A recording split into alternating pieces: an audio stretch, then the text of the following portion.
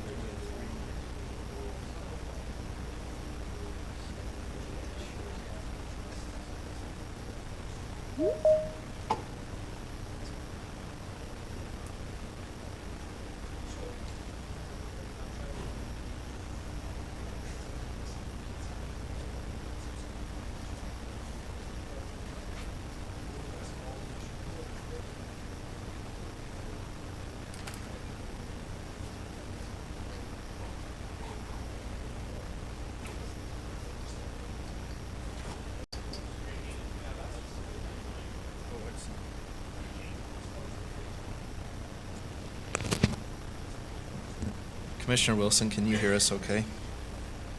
First day of session. Hello. We can hear you. Depends.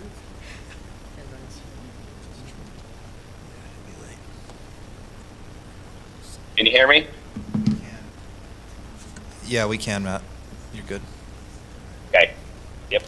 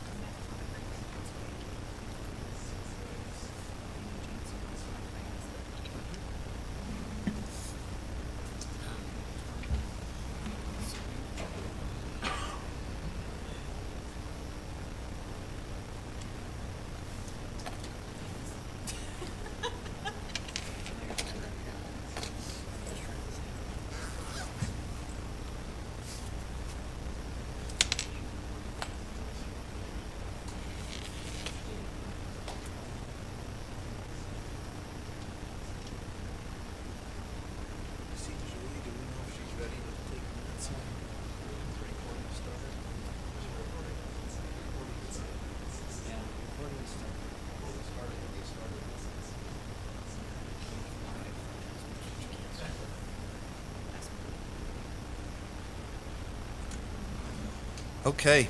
Welcome to the Morgan County Commission meeting. Today is January 16th, 2024. Commissioners Fackrell, McConnell, and myself are present. Commissioner Wilson is joining us via telephone and will be here later. And Commissioner Anderson is out of the country. We will begin with an invocation or moment of reflection and pledge of allegiance, and I've asked Commissioner McConnell to offer that. Father in heaven, we're grateful this time for the opportunity to meet together as a public body. We're grateful for the blessings of freedom in our country and pray that we might do what we can to preserve those. We're grateful for the opportunity to meet and discuss important issues for our community and pray that as we do so that we might enjoy thy blessing. We're grateful for those who have come to be with us and pray that thy blessings will be upon us as we proceed, and we do so in the name of Jesus Christ. Amen. Please join me in repeating the Pledge of Allegiance. I pledge allegiance to the flag of the United States of America and to the republic for which it stands, one nation, under God, indivisible, with liberty and justice for all. Thank you, Commissioner McConnell. We have one consent item this evening, and that is the commission meeting minutes from our January 2nd, 2024 meeting. Are there any adjustments to the minutes that have not already been provided?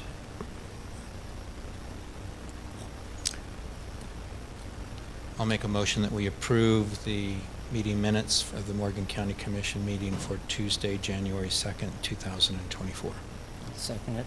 We have a motion and a second. All those in favor? Aye. Aye. Any opposed? Okay, motion passes. Item C, declarations of conflict of interest. Are there any commissioners on any of tonight's agenda items? Okay, seeing none, we will move to our public comment period. This is an opportunity for the public to address the commission. We'd ask that you please keep your comments to 3 minutes or less, and please come to the podium.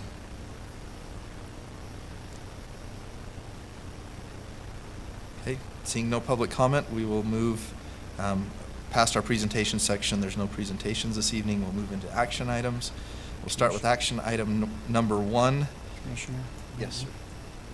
Did we ever get that one resolved for the minutes of December? No, I don't have a response on that. Julie, did we get the meeting minutes for the second meeting in December ready? Okay, so we need to get those done and posted as soon as we can. Okay.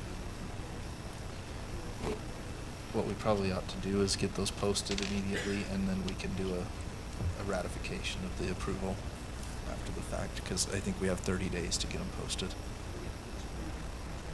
Okay, perfect. Thank you. There were no updates to the meeting minutes for the January 2nd meeting either, so. Okay, action item F1, Brett Heiner, Public Works Department Director, discussion regarding a county building remodel.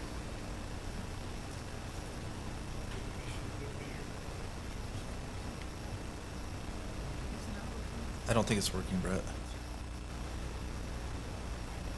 There we go. There we go. Good to be here tonight. Something we've been working on since the fall, trying to make this building grow a little bit, get a little bigger. Be nice to expand, but we're just going to have to do a little remodeling for the attorney and the recorder's office to try to make more space, since we've hired some additional employees. So if you've looked it over, we did advertise this job publicly. We ended up with two bids on it. Just got them back the other day. So you looked over the plans on what we propose to do on the attorney's office.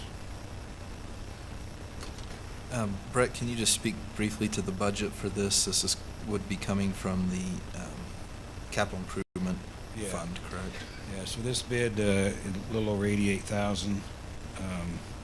So this would come from capital improvements, which I think in the fund, I think you budgeted 154 for the year, a little bit more than last year. So that would cover this. Plus, we do have an addition that we will have on this project, and that's on the cabinets. We wasn't able to get a good enough detail. We're going to have to get into the project a little bit before we decide on exactly what cabinets. We do have an estimate on the cabinets, but we couldn't get the contractor to put it in. It wasn't close enough for them to feel comfortable to include the cabinets in this project. So the estimate on that is around 17,000. That could give or take a little bit, I think. So that would be on addition to the $88,000 bid to do the remodel. So it is within budget if we use capital improvements on this project. And this is for both the recorder's office and the attorney's office renovations, Yes, it's for correct? both. Yeah, it does include both, yes. It is a little more extensive on the attorney's office. There's quite a bit more work there, but it does include both. We did scale back a little bit on the recorder's office for some of the things we wanted to do, but there's just not enough room to make all the changes. It does increase her square footage in her office to keep her confined in that office, so that does make it better as far as square footage on hers. And in the attorney's office, it just really rearranges it and makes it make more sense to add another office, and so some of his staff can spread out a little bit and make them a little more efficient. I have a question, if I may. Yeah. How come there was not a redo of the front area of the recorder's office?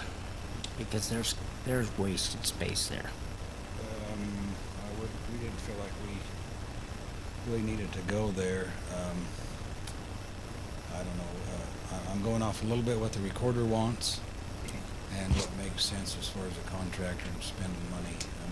We could spend more money in that office. I don't know if we need to reset or not.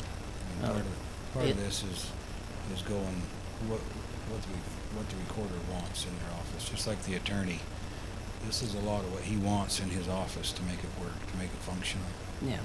Well, I can see that. It's just that there is a lot of wasted space in that front area, which,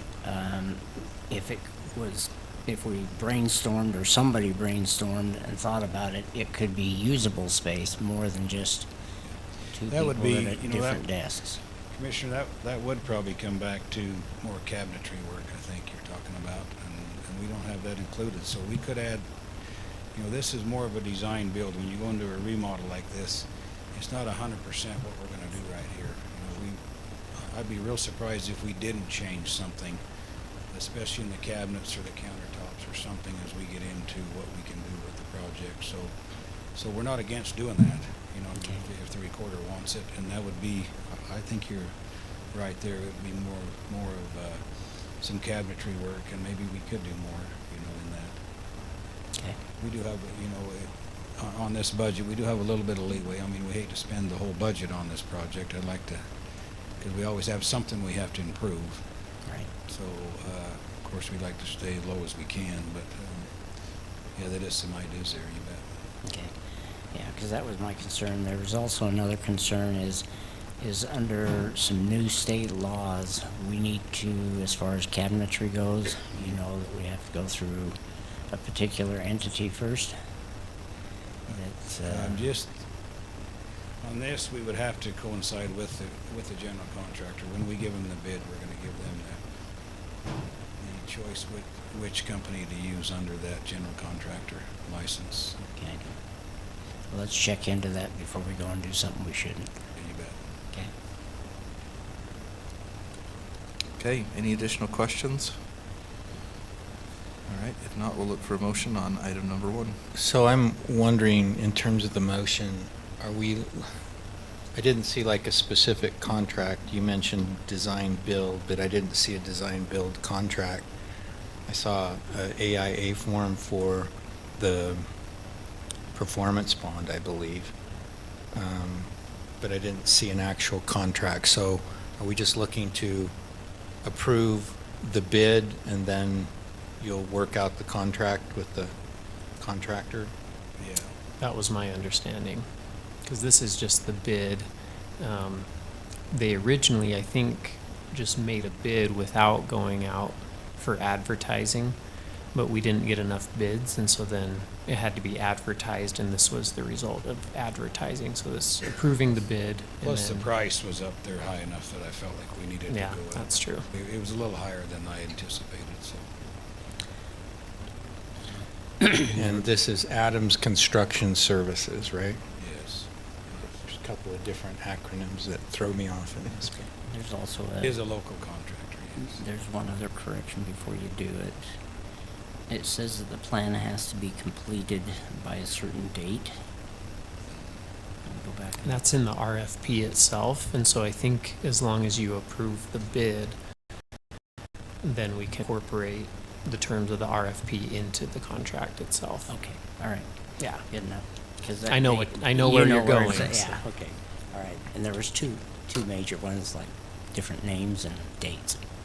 Okay, Okay, Mr. Chair, I'll make a motion that we approve the Adams Construction Services bid and estimate number 1062 dated October 26, 2023, in the amount of $88,024.46 for a remodel of the county recorder's and county attorney's office. I'll second it. We have a motion and a second. All those in favor? Aye. Any opposed? Is Commissioner Wilson there? Commissioner Wilson, are you able to hear us okay still?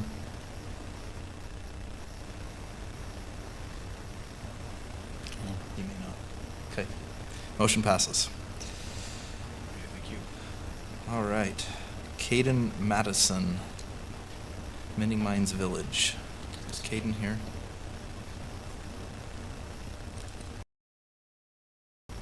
Okay. I think we could still probably go to that item. So it looks like this is a nonprofit. They're requesting use of the county auditorium on a regular basis to hold some meetings. My question on this was, it looks like they have a weekly meeting schedule, and I didn't know if the use of the auditorium permitted someone to use it on a weekly basis like that, just in terms of its schedule. Yeah, I don't know the answer to that. That's something we could check into, I suppose. And it depends on what time of the day, because you've got the senior center. That would be another good place. Yeah, I don't see that he included that in the application. Let's maybe postpone this item. We can come back to it towards the end of the meeting. If he happens to be here, great, and if not, we can postpone to the next meeting. Okay, we need to, we don't need any kind of vote on it. What's that? We don't need a vote on that. No, do let's we? just, we'll hold it till the end of the meeting, and then if he Okay. doesn't show, we'll vote on postponing it to the next meeting. Okay, next two items are items that I added to the agenda. The first one is the review and approval of an agreement for a rodeo contractor. This is for the county fair. We did get 3 bids for contractors. Those bids are attached. Now, we don't have what I would consider an agreement here other than the bids. So we're just approving the bid itself, not an actual agreement. The low bid is the contractor who's currently providing that service, which is Broken Heart Rodeo Company. So is that everything that I mean, are we happy with them, or would it be better to go with a different one, or, I mean, would a different draw be, I don't know.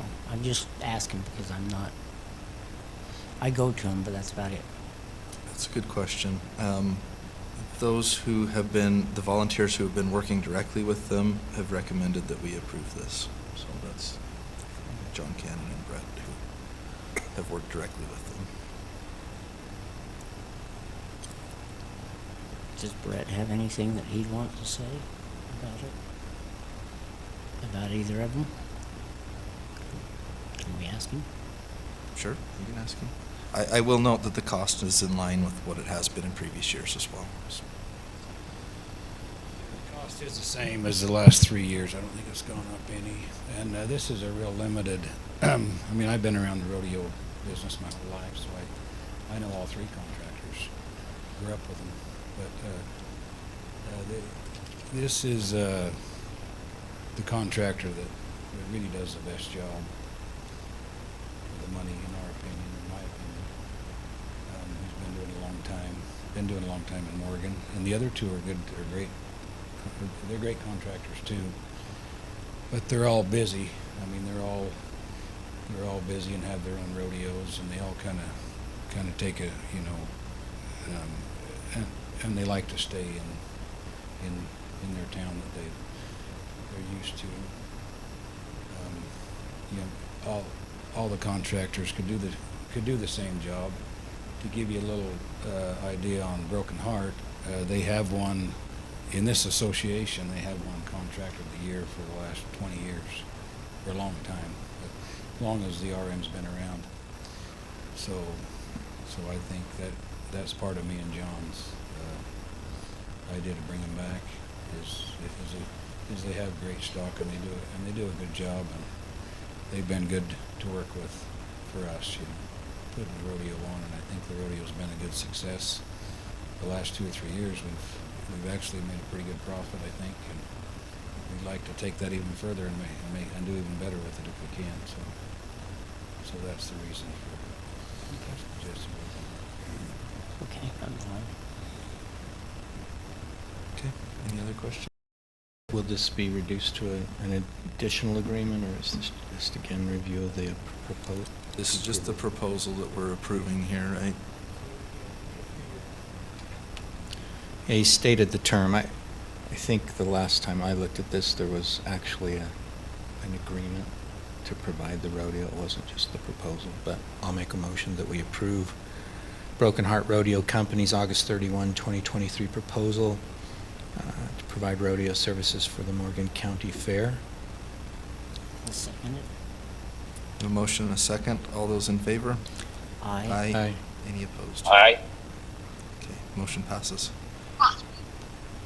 All right, next item. Item number 4 is the ratification of an agreement with county support for county administrative manager services.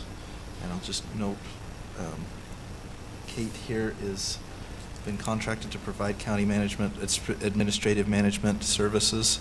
We appreciate her being here this evening, and you'll probably see her face a lot around the county building. Today's her first day on the job too, so welcome, Kate. This agreement has been previously approved by the commission and signed, so this is a ratification of that approval. Mr. Chair, I'll make a motion that we approve the independent, or ratify the independent contractor agreement dated 10th, 2024 between Morgan County, Utah and County Support LLC as presented. And I'll second it. A motion and a second. All those in favor? Aye. Aye. Any opposed? Okay, motion passes. Thank you. I guess that was good that it passed, Kate, since you're sitting up here already. Okay, Commissioner McConnell, item number 5. Okay, so that came out of my bookmark. So what's item? Oh, sorry. This is the adoption of the SB 174 requirements for the Morgan Oh, County Land Use thank you. Management Code. So the legislature passed SB 174, which imposes various timing requirements with respect to the review of preliminary and final plat applications. It requires us to designate the approval authority for both preliminary and final plat, and in the last portion of the proposed ordinance, which was put together by UAC, it indicates that that can't be the county commission. So I utilized the UAC form, tried to adopt it into our new numbering system, and filled in some of the blanks with respect to the way that's working. But I think that it requires additional incorporation into our code generally. And so I put a statement in the introductory section that indicated that this is a temporary land use regulation.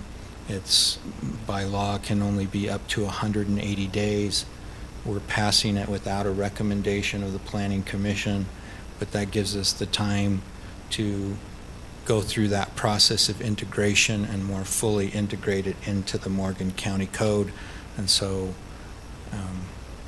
with approval of this, we would also be asking the staff to take care of that integration. Hopefully what I prepared is useful to you in moving forward.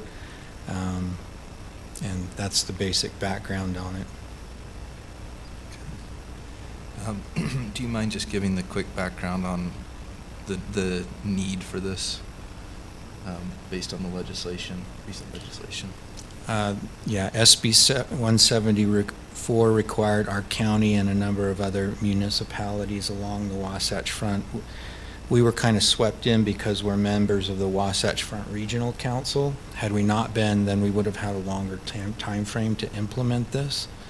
But we had to adopt it no later than February 1st. So this being the last meeting in January, I didn't think we had any other opportunities in the future to adopt on a timely basis and be in conformity with SB 174. Perfect, thank you. So, as I was reading through it, does this mean that we will not be reviewing zoning? Because there was a portion in Not there- zone, it's not zoning, but it does indicate that the Planning Commission will handle the preliminary plat approval process. I expect that they will have a public hearing in connection with the plat approval process. Final plat is largely administrative, so the reviewing authority there is the planning director to make sure that the plat complies with the conditions imposed by the Planning Commission and otherwise complies with our code. It's not legislative. Okay, and so, as far as a subdivision, what size of a subdivision? Is that like the 10 that we approved a few weeks ago, or is it any? Technically, it's any Any residential subdivision, single-family, multifamily, or townhome. Okay. The way I understood this, the bill, the legislative bill was an attempt to speed along the process for residential subdivisions. That's correct. So the language is essentially setting some time constraints on review Right. for that process. It does require applications to be conforming. I mean, you don't have to pass along and approve a subdivision that's inconsistent with the land use and zoning, or the zoning ordinance that's applicable to the property being subdivided. And if an applicant fails to submit a conforming application, then your 20-day period it's a 20 business day period, generally speaking, under that, the proposed ordinance, which is consistent with the SB 174 mandate. But it's imperative that the staff, if they note that there's missing information in the application, to inform the applicant and let them know you still have not submitted a conforming application.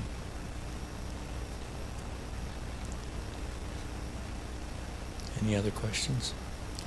Yeah, I'm just concerned about it. But there's nothing I can do until the legislature changes something. Yeah, I didn't think we had a lot of latitude. Yeah, we didn't. So we can go through the session, and it's a temporary, so let's find out. All we can do is do what we can do. I mean, if they meet and they check all the boxes, and if by chance there's something that does not seem right after it's been done, I guess we'd better change the law. One way or another. That's all we can do. But it would have to be changed at the state level, because this is a mandate to the counties, and we just happen to be within the early deadline counties to move this forward. Yeah, the rest of the fourth-class counties and fifth and sixth didn't have to have theirs done until December 31st, That's right. and I'm not happy with it. I didn't know if either Josh or Garrett had suggestions to what I proposed. I'm certainly open to those before we make a motion on it. I thought it captured our code in 174 well enough, and then I was just going to say that we'd be adopting it under Utah Code 1727A 504, which allows for the temporary land use up to 180 days.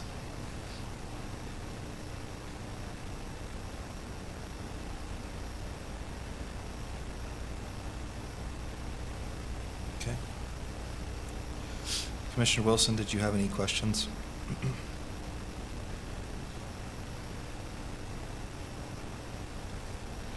I do not, Mike. Thank you. All right, that being said, we'll look for a motion on this item. Mr. Chair, I'll make a motion that we adopt the temporary land use regulation adopting the requirements of SB 174.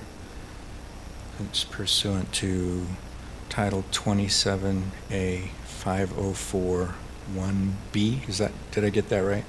Sorry, so 17-27A 1727A. 504 1, and then it includes A and B. So I'll limit it at 1 Yeah. to pick up both A and B. I'll second it. Motioned and seconded. All those in favor? Aye. Aye.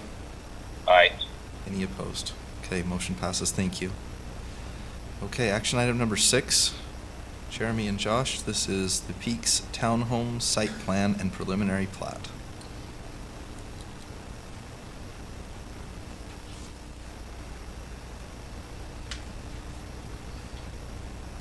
Good evening, Mr. Chair and members of the County Commission. Item F6 on tonight's agenda is for application 23.041. And the motions are going to be going together so that they're put together on the agenda. So also, it's a site plan for application 23.041 and a preliminary plat for application 23.046. Both of these are requests for approval of the proposed site plan and preliminary plat for a subdivision to allow for the construction of 70 townhomes. The parcel is identified by the parcel data contained in your meeting packet and is located approximately 450 feet west of the Old Highway, West Old Highway Road and Trappers Loop intersection in Mountain Green. This major point for the review was to receive UDOT approval. One of the attachments in your meeting packet is a letter from David Alger about this applicant receiving the conditional access approval, and there's some stipulations there. Staff has reviewed this project and finds that it meets all minimum code requirements for that required for site plan and preliminary plat. At this point, there are no fire, engineer, or surveyor comments. In fact, there's an entire sheet dedicated to fire's suggested changes in the improvement plans for the site plan. And then an item addressed during the Planning Commission was approval of the materials list as again, as shown in the meeting packet and on the improvement plans itself for the site plan. But again, that was approved with the motion to recommend approval to this body. Staff therefore is recommending approval of both the site plan and the preliminary plat. The Planning Commission met on December 28th to hear both items separately in that meeting. Again, that was on December 28th in their regularly scheduled meeting. And the vote for both of those to recommend approval to this body were unanimous. But I, along with Josh, can answer any questions you may have, and the applicant is in the audience tonight. Thank you, Mr. Chair. Thank you, Jeremy. Questions for staff? I have a question, and it can be either for you or for the applicant. Where are the sidewalks in this, and where are the trails? Because there is a trail right in front of that project. Are you going to keep that trail up? Because that's a state trail. I'll defer to the applicant for that one. Do you have other questions for staff? Or? Okay, no, I don't.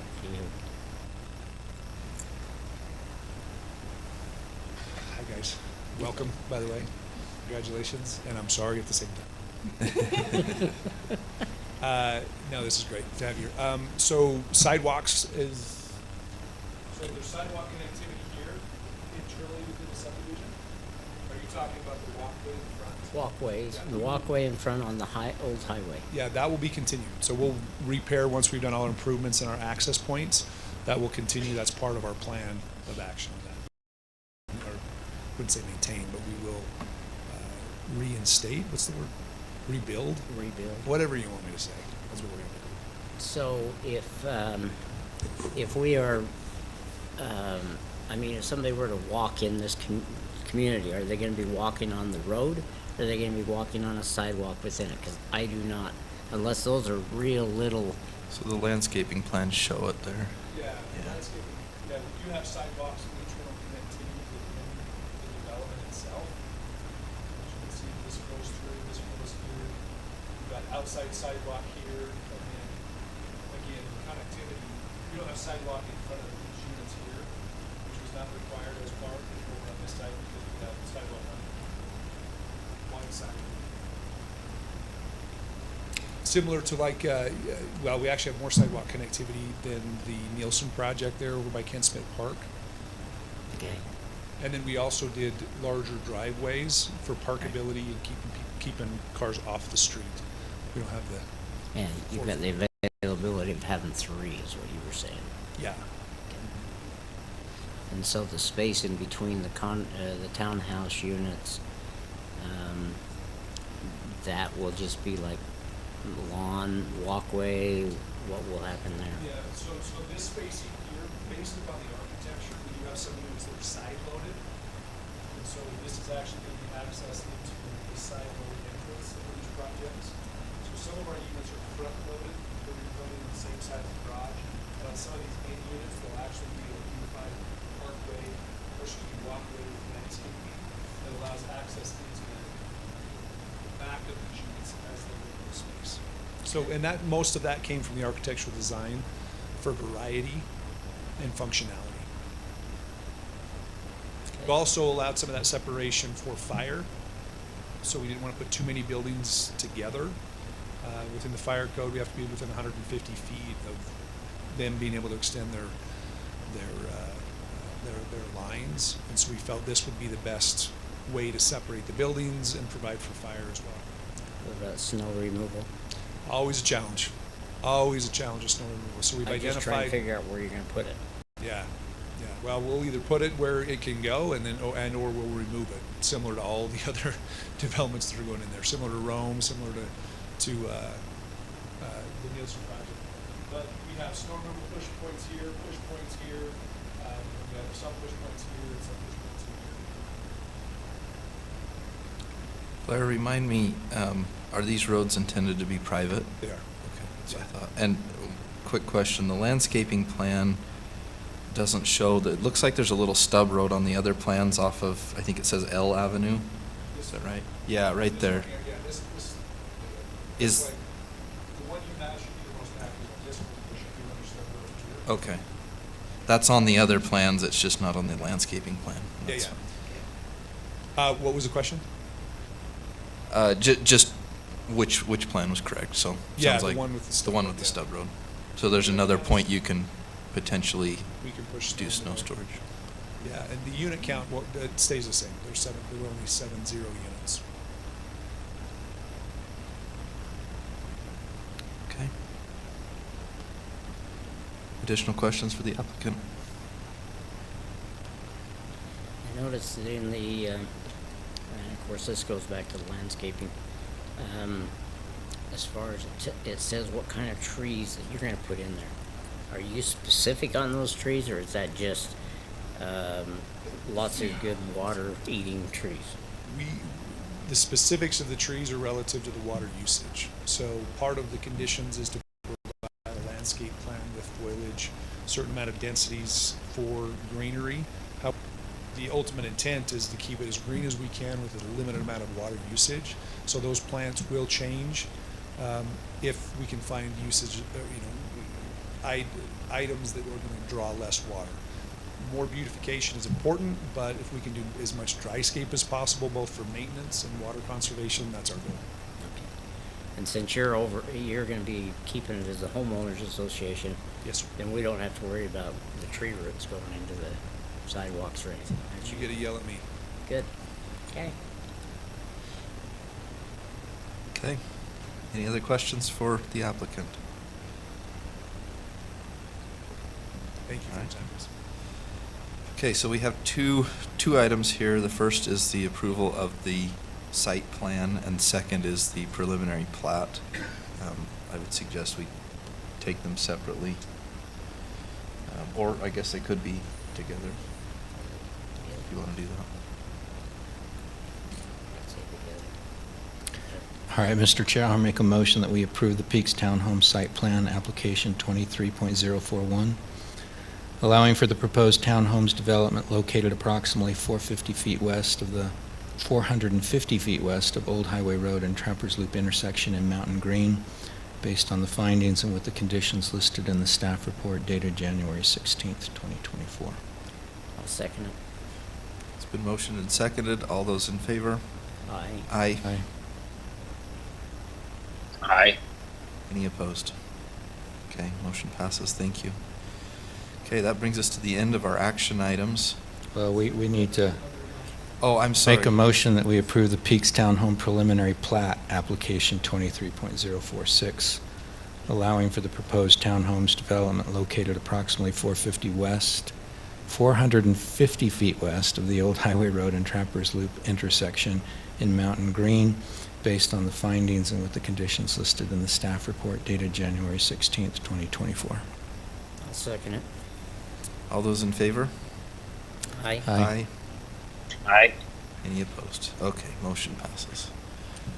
There's one item in the public hearing section that was meant to be a administrative item, an action item. It was the Rome plat amendments. So I don't know if you want to move that up to the top and do that first, since it's minor. That's a good suggestion. Yeah, we might as well move that into the action items section and handle that now. Okay, that is, just to confirm, currently under item G3, correct?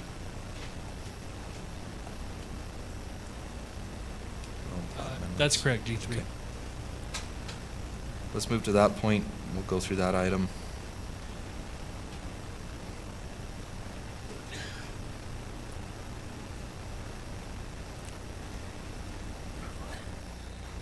Page is that? It is on 145 of my packet. I put it up on the screen. Excuse me. So now action item number 7, I think where we're at, is for 3 separate applications: 23.077, 23.078, and 23.079. So this is CW Land Co. requesting approval of 3 separate plat amendments to 3 separate plats, recorded plats, to correct the basis of bearings from the original survey done for those plats. And again, those plats are as follows. Rome Single Family Phase 1, Rome Single Family Phase 2, and Rome Townhomes Phase 1. All 3 of these were recorded in 2022.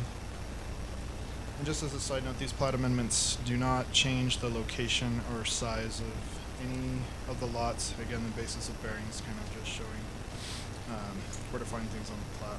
Staff has reviewed these applications and finds that they meet all minimum code requirements for a plat amendment. There are no comments from the county engineer or surveyor. Staff is recommending approval for these items. And again, these were heard in the Planning Commission meeting on December 28th with unanimous approval to recommend approval to this body. I, along with Josh, can answer any questions you may have, and the applicant, and I believe a representative from Ensign Engineering who did the original surveying for the Mylars, are in the audience tonight. Thank you, Mr. Chair. Thank you. Questions for staff? Okay. Any questions for the applicant? This seems pretty cut and dried.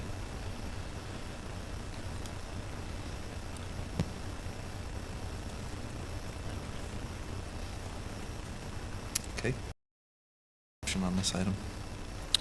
Mr. Chair, I move that we approve plat amendments to 3 separate plats, namely the Rome Single Family Phase 1, Single Family Phase 2, and Townhome Phase 1 plats, to correct the basis of bearings pursuant to applications number 23.077, 23.078, and 23.079, located at 4950 West Highway Road in Mountain Green, based on the findings listed in the staff report dated January 16th, 2024.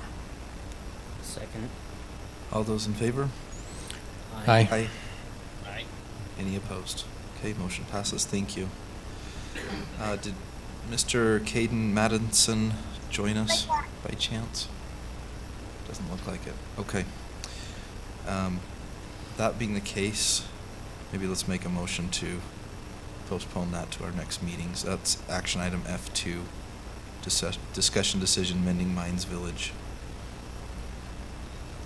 So I don't, the basic. So moved. Oh, Sorry. So the basic request was to provide the auditorium at a discounted rate.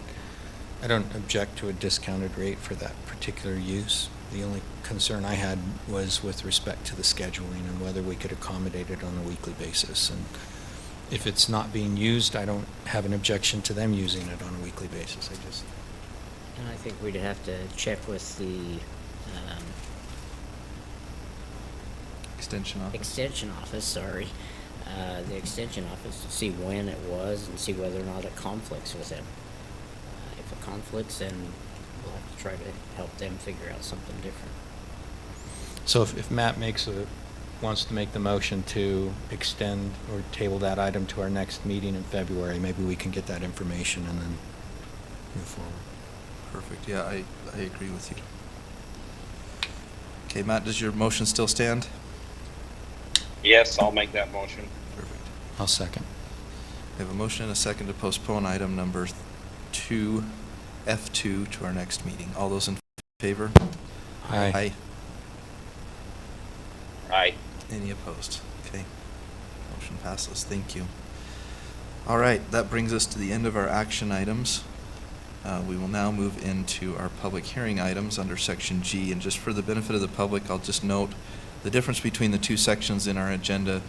The action item section that we just went through are administrative type items. So when you see land use items in there, those are administrative items, meaning if they check the boxes within the code, those items go through the process and typically are approved based on them complying with what's in the code. Legislative items are what we're getting into in the next section in our public hearings. Legislative items are a little bit different, so we're going to put on a little bit of a different hat here and talk through those legislative items. There's a little more discretion on the part of when reviewing and either approving or denying these applications. And just as we're moving forward, since we're before the 6 o'clock hour, we don't want to move to go into a public hearing until after that point. I think there's probably enough presentation that we could use that time for the presentation, and then we'll just wait to make any motions to go into public hearing until after the 6 o'clock hour. Perfect. Thank you for reminding us of that. Before we do this, does anybody need a quick break? We good? Okay. Matt, are you okay? All right, let's move. I'm good. to action. Our public hearing items, we'll start with number 1. Garrett, this is the Range Public Infrastructure District item.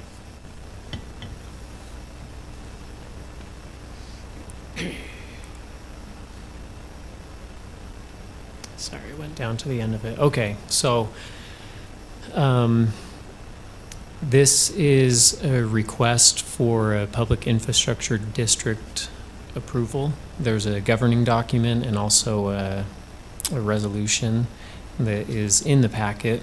There have been some minor updates to that. I met with the team for the PID last Thursday, I believe, and they sent a red line back on Friday. It was basically just cleaning up a little bit of the language. There was an update from what's in the packet where it talks about infrastructure costs in the amount of the 5.481 million or so. It has been increased by about 1.5 million with a new engineer's estimate. But other than that, as outlined in the packet, the request is to establish the PID area of approximately 35 acres in the Mountain Green area. It's pretty close to Trappers Point. And the total debt issuance that they're requesting is the $3 million. It's a maximum of the 6 mills. I'm sure they'll talk a little bit more about the mills as we get into it, but it's basically saying for every $100,000 of that's being taxed on the property owner would pay an additional $600 in their taxes. It would be collected by the county, but it is not a county tax. It's the district tax for all the homes within that PID area. And they're anticipating that there will be 43, excuse me. And that infrastructure is about the 6.9 million. There were 2 remaining questions for both of these PID items that we're hearing tonight that I asked at the end of the meeting, and they're going to provide those today. The first one was a breakdown from the engineer that's showing the costs of the public infrastructure by category. So that could be streets, curb, gutter, etc. Just more for the transparency, because under the act, they're a public entity, and so they are grammable just like the county, and so that'll provide a little transparency of why they're asking for what they're asking, and showing that engineer's estimate for that cost by category. And then the second question I asked is an estimate of how much interest will be paid over the 30-year term. And so I was told that it's estimated the rate right now is about 7%, but it's tax exempt debt. And so what the PID does is as it's been described to me, is it allows the developer to take advantage of lower rates and therefore pass on the lower rates to the residents that move into the area. But I thought that it would be important to kind of understand what does that look like over the course of a 30-year term, as opposed to, maybe paying upfront or having it put into your mortgage. So with that, that's about all I had to present. For the range in the packet, the information pamphlet that they sent, they said that these homes are estimated to have a value between 1.5 and 1.8 million.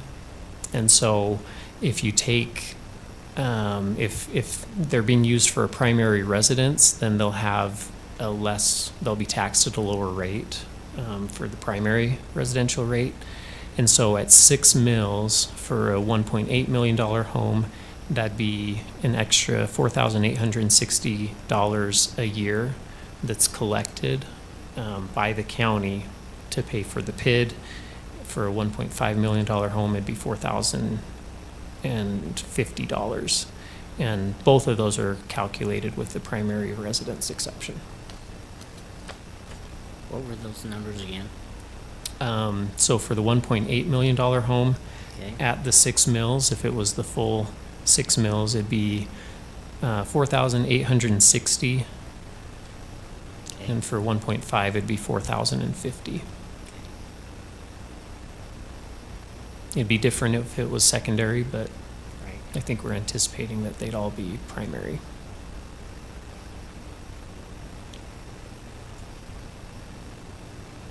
And so I think if we have that extra information, maybe that can be distributed and we can chat a little more.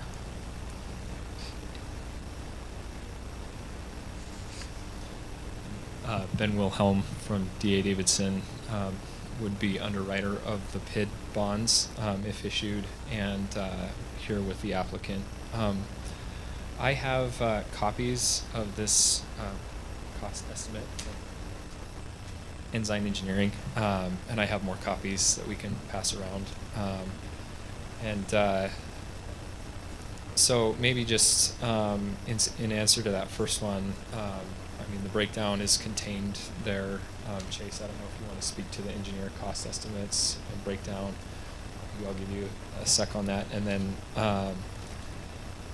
I think on the second question, with regards to the total cost of interest, so assuming a $3 million par for the bonds and a 7% interest rate, you're looking at a total interest over a 30-year period of around $6.1 million.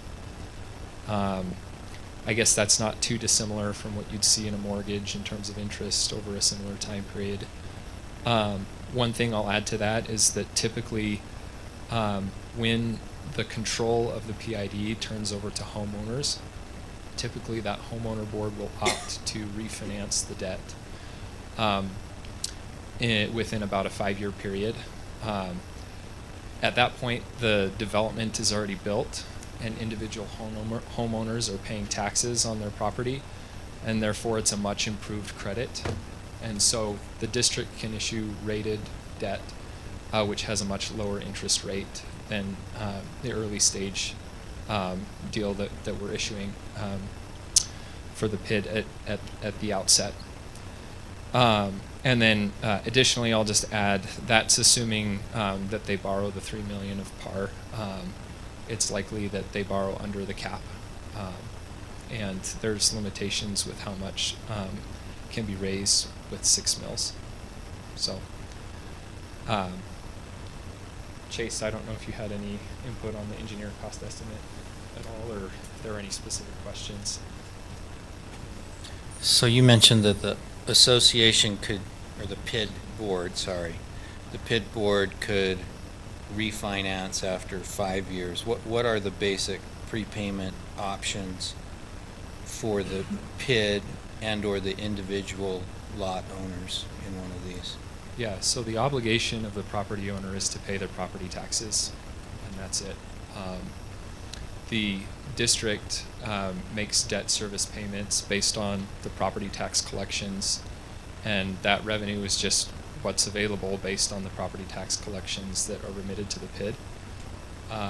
But that homeowner board would typically opt to refinance, and you can issue debt at a lower rate. And there's basically three things that, at that point, when you issue with a better credit rating and a lower interest rate, the district can either opt to get new money, not too dissimilar from when you refinance your house.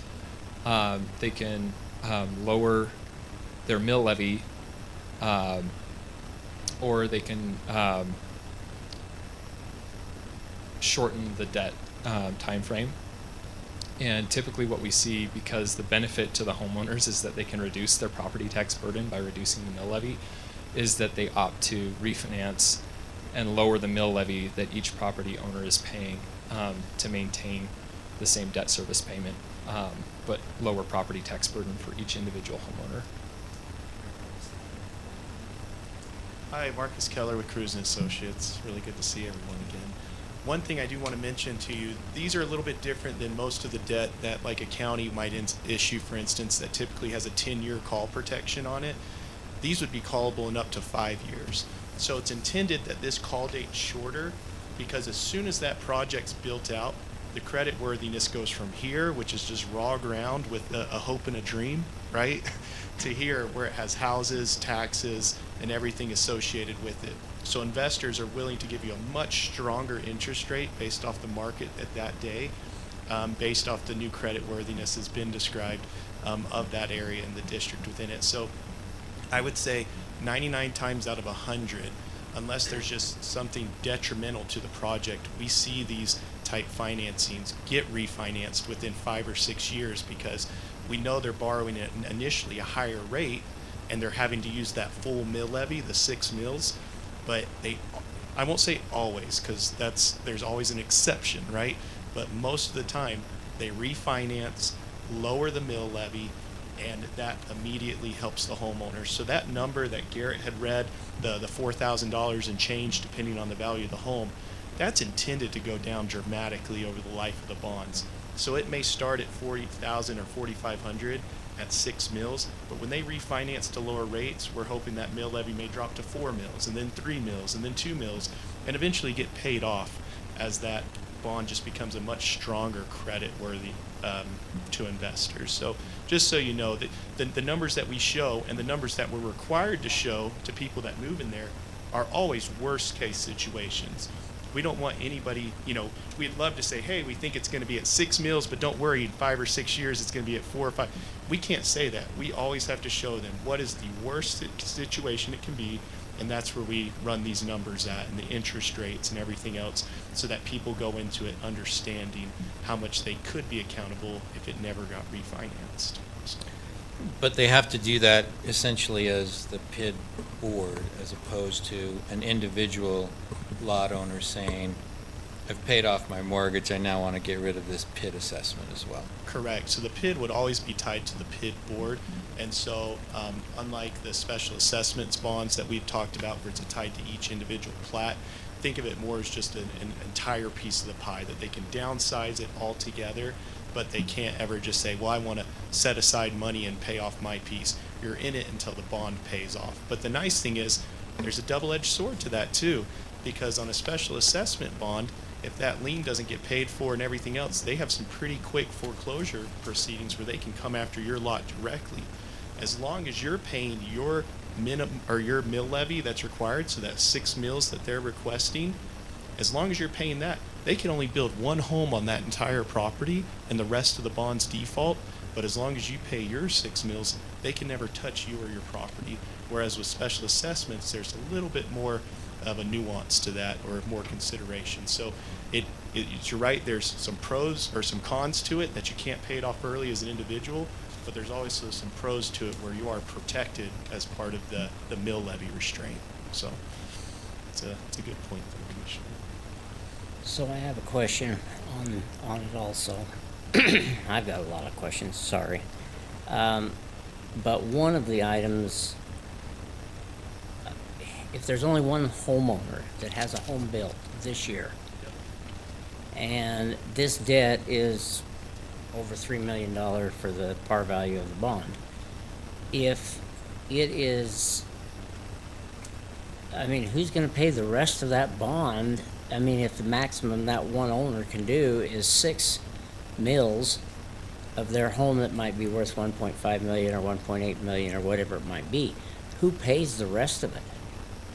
Yeah, so I think this question is along the lines of just the differences between the property tax bond versus the assessment bond that was brought up in the last working session. And I'll just point out, one of the advantages of the property tax bond is that there is no bondholder recourse to the property, which means the capital markets and the investment funds assume the risk of a slowdown in development.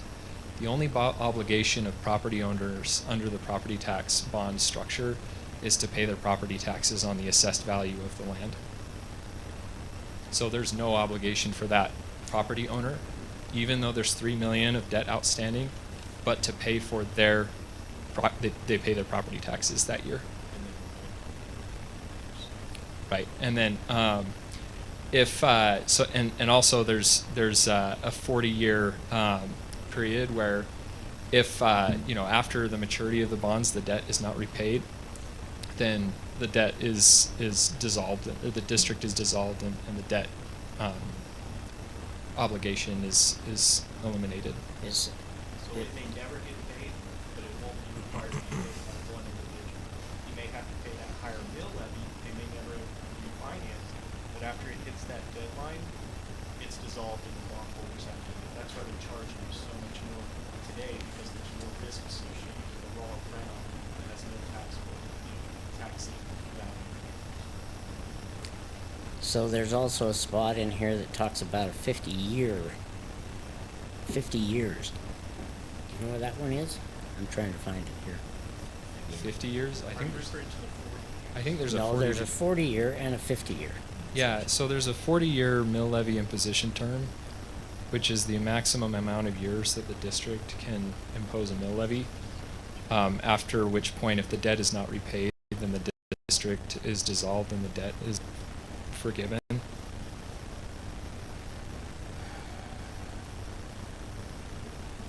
Sorry, Commissioner, do you have a page number? That's what I'm looking for. So while he's looking for that, I had a question on Please. what you had down for the expected security for the bonds. Is that in the document? So the bonds are secured by a limited general bond obligation. So the school district is what we would call, or if the county issued GO bonds, they would be unlimited. So the property tax would always go up and down depending on the taxable value, and could be anything but whatever's required to make the payment. We call these limited GO bonds because the mill levy is the security and it can never exceed the max mill levy. So it may need to be 12 mills if the taxable value isn't there, but that's too bad to the bond investors. They can only ever get that 6 mills as is or whatever the max mill levy is in the document. Okay, it's on page 111. Yeah, sorry, this And is Sam it's, Elder from DA Davidson. Just to answer your question, it is the 50 years before the district will dissolve, regardless of whether it's paid or not. So 40 years is, it will go away if they issue bonds, right? So they issue bonds, they have a maximum of 31-year maturity, and then there's a 10-year discharge, right? If it hasn't been repaid, it dissolves, but at the maximum of 50 years regardless, it dissolves, even if there's not a bond issuance, right? So it can't be collected more than 40 years, but the PIG can't be outstanding longer than 50 years. And that's just a But cleanup you were saying that it cannot be, if there's excess after the bond's supposed to be paid off at 30 years, then what's the 40 years for? I don't understand that. So what happens is the bonds initially are structured with the debt service that is going to be paid off by year 30 if everything goes according to what we projected in the bonds, right? And those are based on a third-party market study provider coming in and talking about what absorption timing and price points he thinks the units are going to sell at. And then there's coverage factors, right? Investors are not willing to take a ton of risk like that, so they require that the revenue being generated from the mill levy is greater than the debt service obligation, right? So it can withstand a slowdown and still pay by maturity. In an event that the mill levy comes in and does not pay debt service, it can extend for 10 more years, after which, even if it hasn't paid back the debt service, the mill levy goes away and the PID dissolves. So bondholders have like a 10-year window where they can allow for the collection to get repaid from the missed payments before they don't get repaid at all. Okay, I was doing some calculations on this, and it's actually going to be a little bit different than what you had. You have, if the home stayed exactly at $1.8 million and taxable value is going to be less, as long as it's not 100%, as long as it's a primary residence, that amount over that 30 years is going to be $121,770 if it never changed, if the value of that property never changes. So most likely that is going to change and go up if they have to do that. But the residents, there's only 43 homeowners, 43 homes. If they were to add that into their cost of their home initially, that's only $70,000, $69,767, if they were to pay off the $3 million bond.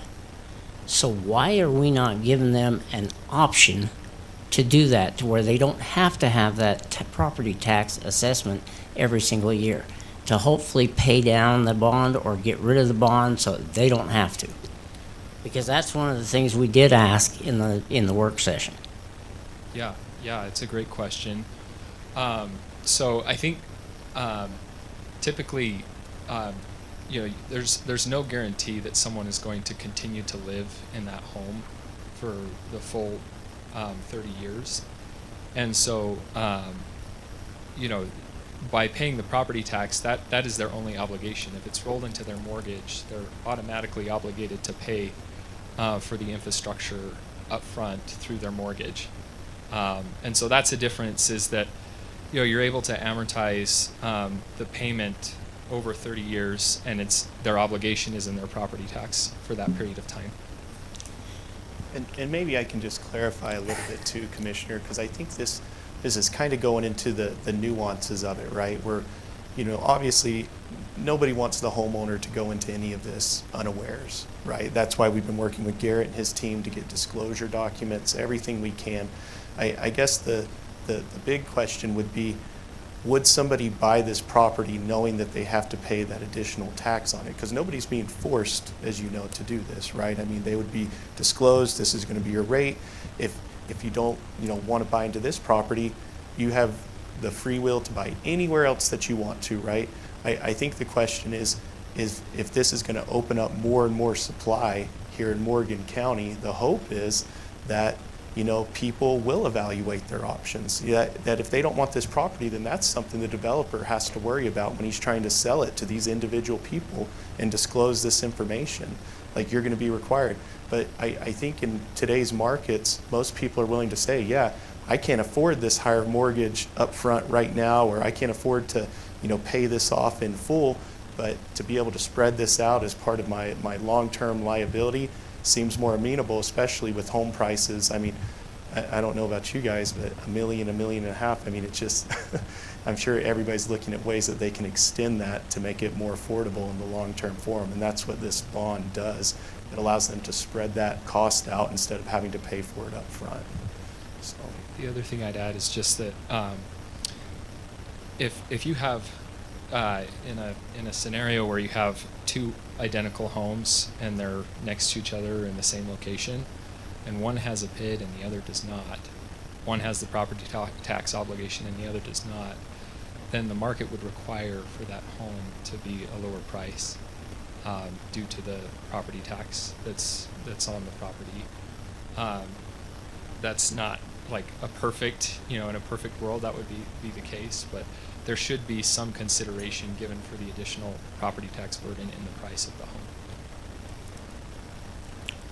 But those are good, I mean, we're not trying to, you bring up very good points, right? I mean, this is something we need to understand. Obviously, the commission needs to understand, why. Why are they doing this, right? Yeah, that's a good question, is why? Because, I mean, if I'm able to pay for a $1.5 million home, I should be able to pay 1.569 and, have it, put into my mortgage or whatever, and the interest, it's basically going to be about the same, but it's not being paid for by a district. I'm not paying to a district, I'm not paying to a Morgan County assessor, and we get blown up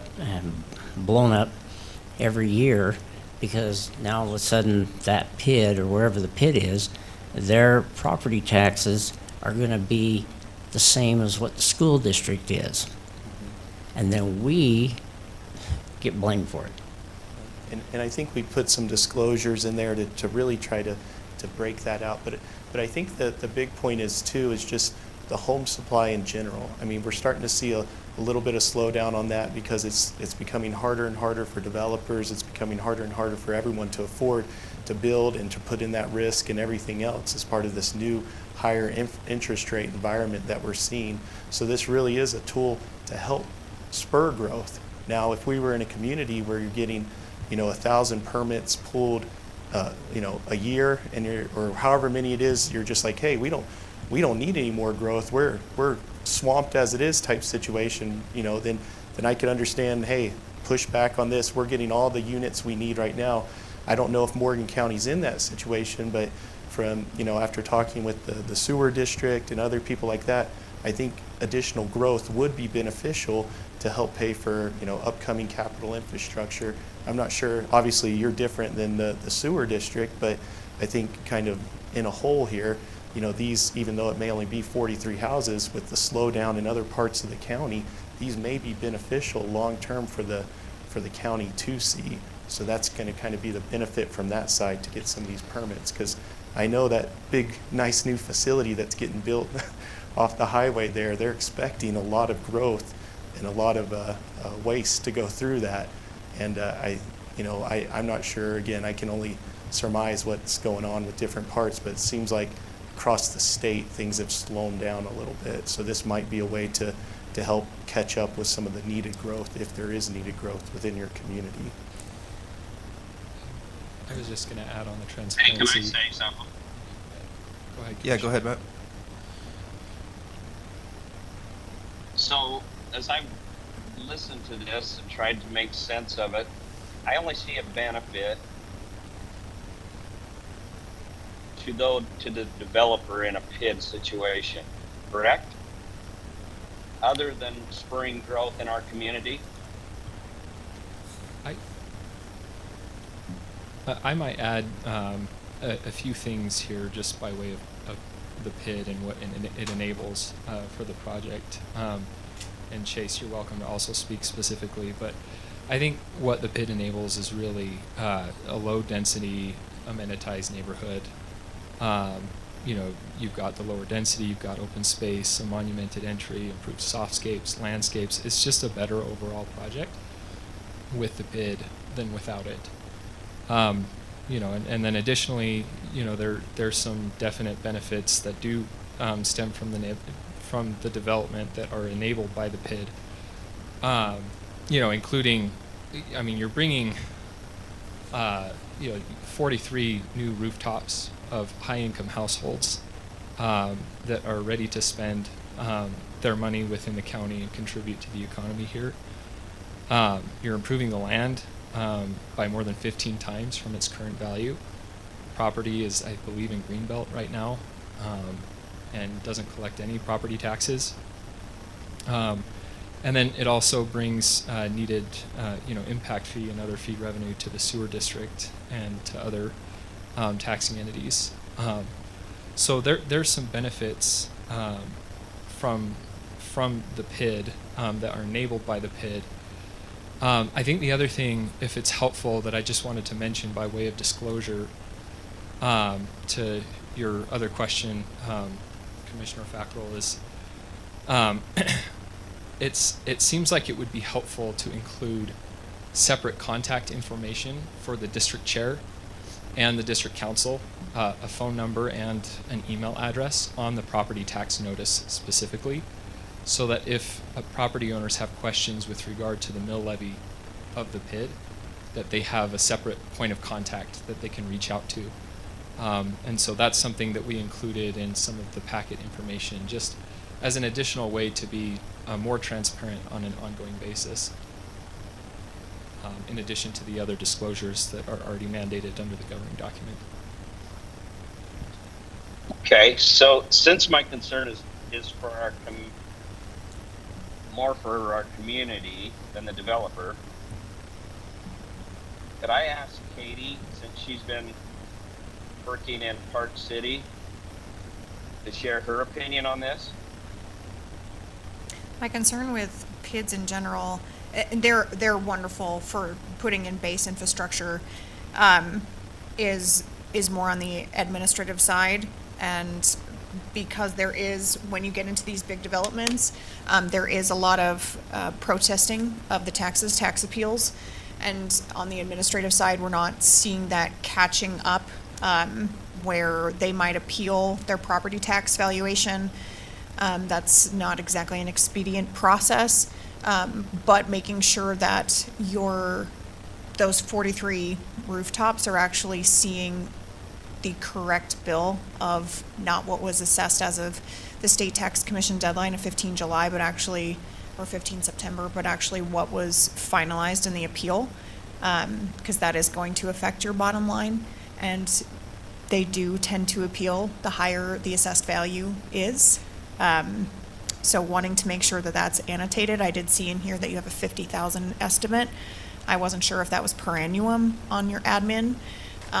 Does that cap? I also see that you have in there a .0001 mill levy option to cover administrative costs. Just wanted to make sure that, but there's no cap in the language. So that's that would be my concern, because is the administrative side and the cost, and making sure that cost doesn't end up, and that administrative side is not encumbrant on the county's assessor's office, recorder's office, clerk's office for the BOE appeal side.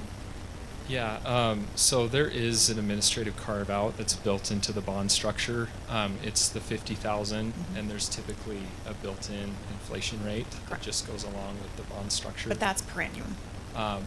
Per annum, yeah, at typically 1 or 2% depending on the bond structure, and that is used to pay for, you know, the district attorney that helps, you know, administer the district and maintain conformance with, you know, open, you know, public meetings law, etc.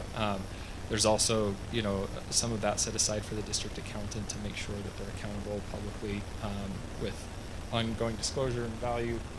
I think Sam can maybe speak to the other mill levy, but really the PID is meant to be a self-sustaining entity that does not incur any additional administrative burden on the jurisdiction, on the Correct. county. Yeah, it's not a TIF. After it's a PID. created. That's Yes. right. And so it really is meant to self-sustain, and we build into the structure of the bond the ability to do that. So. by setting aside those administrative costs. I just wanted that to be clear that there is 2 mills listed in here. Yeah, so the other mill is for the separate development peaks. Okay. So we're asking for a PID on that one.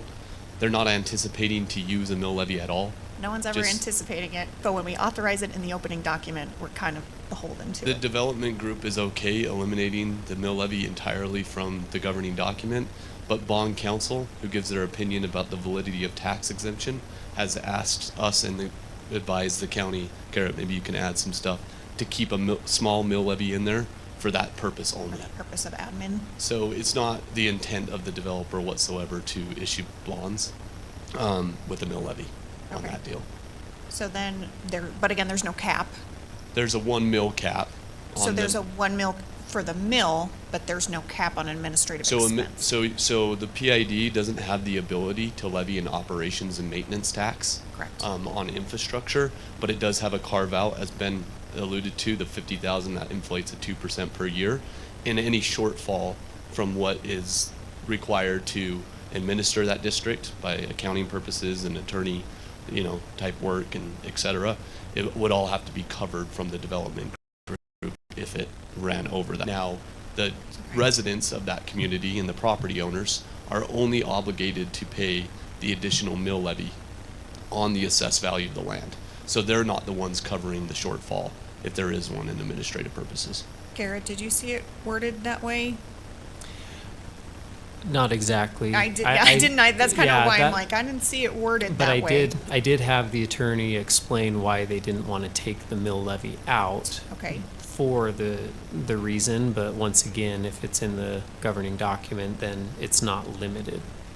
There's no limiting factor because it is approved within the governing document. Adam, I don't know if you want to speak to this or somebody else, but from a taxability standpoint, for the sake of it being a public payment that's coming in, an assessment typically doesn't qualify as a public payment, so it has to be used for public infrastructure, the proceeds, but a generally applicable tax, such as a property tax, is a public payment, so they like to keep it in there for federal taxation purposes only. Okay. If we had the opportunity, if Gilmore Bell, for example, was comfortable scratching that language entirely from the Peaks PID, the Peaks Development Group would be willing to do so. I think my concern on the 50,000 was that there's no cap language. Right now, what I'm hearing verbally is that there is an understanding that should they go over budget, that over budget is 8 by the developer, but I'm not seeing that language in here. And my concern is if it does go grossly over budget, and that is part of that 3 mil, then that's just going to take that much longer to pay off. Yeah, I guess what I'm confirming is that any shortfall in the coverage to make those payments has to be covered from whatever is within the proceeds from the bond and or the developer funds to advance to those payments. So the mill levy cannot be increased on the residents that buy property within that district. The maximum mill levy that they can collect is at 6 mills and cannot exceed that. So how the developer covers that shortfall could be from the proceeds that they're getting anyway, or from some other sources of finance to make those payments. Whether equity capital, cash, et cetera, or a developer loan that they got, through conventional sources. Okay. So I think just to the clarify- question that Kate is asking though is, can there be language placed in to put a cap on the 50,000 plus the 1 or 2%, so that it doesn't go above and beyond that, or if it does go above and beyond that, then it's paid for by the developer? Am I understanding that? Because at the end of the day, Suggestion quickly. it's a taxing body, so taxing body dollars have to be controlled by electeds. And it would just be my concern that the intent is the infrastructure, so let's keep the 3 million as infrastructure and budgeted cap or budgeted interest. And in doing that, the shady stuff usually tends to be an admin cost, and so we just want to make sure that that's accounted for. And if that is a 50,000 with a CPI, annual CPI, great. I just am not seeing that language in here to protect that inflated admin costs. Yeah, I think this is more of a business development decision in terms of would you guys be willing to advance funds to cover administration costs through other forms of capital outside of the PID if it was short. Because no offense to Garrett, but, you know, attorneys are the ones that make money in these Yeah, things. the people, so the people that put together the budget, which are hired by the PID and represent the PID, are the ones creating what they feel like is the optimal cost for the district to operate, and usually choose to make us carve out a larger portion than what's actually required. So it typically falls under the 50,000 plus 2% inflation number, but if it did exceed that, I think it's a business decision that CW would collect. And is that cover budget document that they gave you, is that over a 30-year span? Does it have a breakout like an RDA, EDA? Are you No. talking about the admin? That's just the. No, I don't think there's any That's admin project costs. I costs don't that think that has were admin in it. included. That was only the public infrastructure costs. Okay.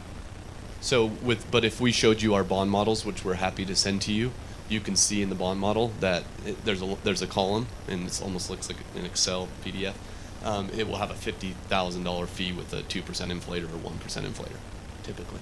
So we can show you So those it's not numbers. based off of CPI, it's based off of flat? It's based off of typically whatever the district accountant and the person that does the cash flow analysis that's hired by the district will provide us a number that they think is fair. If we ask for something lower than what they felt was needed to cover it, then they would ask us to increase it within the model before they gave their report. Okay. But we could tie it to an inflator, but it typically is not the best way to do it because costs could inflate in other areas, but in this type of services, it could stay pretty similar.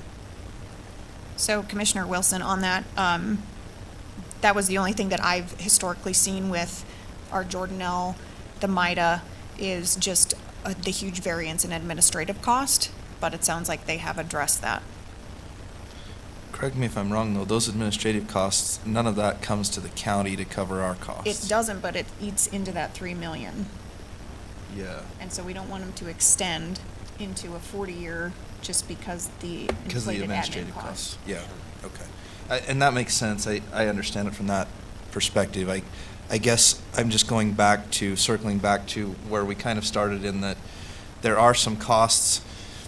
I think this is presented as, hey, there's benefit to the county here because we're increasing the supply here, right, of product out there. And I understand it from that perspective. I personally would rather try to encourage a different type of product that we don't have enough of in the county. I think $1.8 million homes is not necessarily the product that I want to encourage personally, not because I'm against high dollar homes, but because we don't have housing for our kids. And that's a bigger concern to me.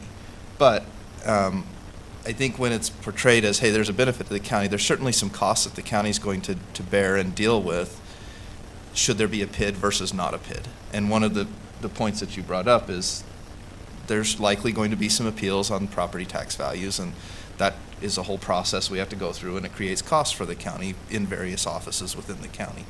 Can I address that really quick? Yes, Commissioner? yeah. So I think that's a good point because it's brought up by many counties, right? I mean, it's additional work, it's additional things. I mean, that $50,000, as they had mentioned, is budgeted for the auditor, it's budgeted for their internal counsel. It's usually set at $50,000, but with a smaller PID like this, they anticipate it's going to be less, but to be conservative, they set it at a higher Right. bar to give them some wiggle room. If it would make you feel comfortable, we could definitely reach county clerk auditor here and just ask them, say, could you give us maybe, on a per hour basis, how much do you think this may add to your additional time? And I don't think, if an extra couple thousand out of that 50,000 to be assigned to the county for the additional work, that's not going to make anyone here upset, if that makes sense. I don't think that's, to me, like the bigger thing for Board of Equalization is more what Blaine was speaking on, which is they see that dollar amount and they don't read the details, and then they get upset that their taxes are so high, but it's really not a tax burden, it's a PID burden. So we do see a higher number of appeals when we have PIDs, NIDs, SIDs, Yeah. PILTs, all the, acronyms. And it's just, at the end of the day, making sure that legally they're being taxed at the end of the day based off their assessed value on that PID, on your PID. Yep. And so we have seen a big legal issue in they're being taxed on what their assessed value was September 15th and not what their end value was when it went through Board of Equalization. So that administrative burden is gonna be on the PID, it's not gonna be on the county. And Understandable. just voicing that, And we'll coordinate, I in mean, record. we definitely want to make sure we coordinate with the county. We want this to be a smooth process. Obviously, it's still relatively a newer tool. Counties, I think, are still trying to figure out how best to handle it. I think these conversations of being open with county staff and just trying to figure out the best method. You know, unfortunately for the county, you probably have one of the lowest taxing mill rates on that whole list of levies, but you get called for the school district and everybody else that has the higher levy on there. The state doesn't, give us much compromise to that. As Ben said, we're going to have, hopefully in parentheses right beside the PID, a contact number, email address, so people can look at their bill, and if they see, when they see that higher levy, the 6 mills, they can call and direct to that number. We'd also coordinate with the county clerk auditor. If anybody calls with the PID, just send them to this number. Don't even, that's not your concern. That's the PID's problem, their concern.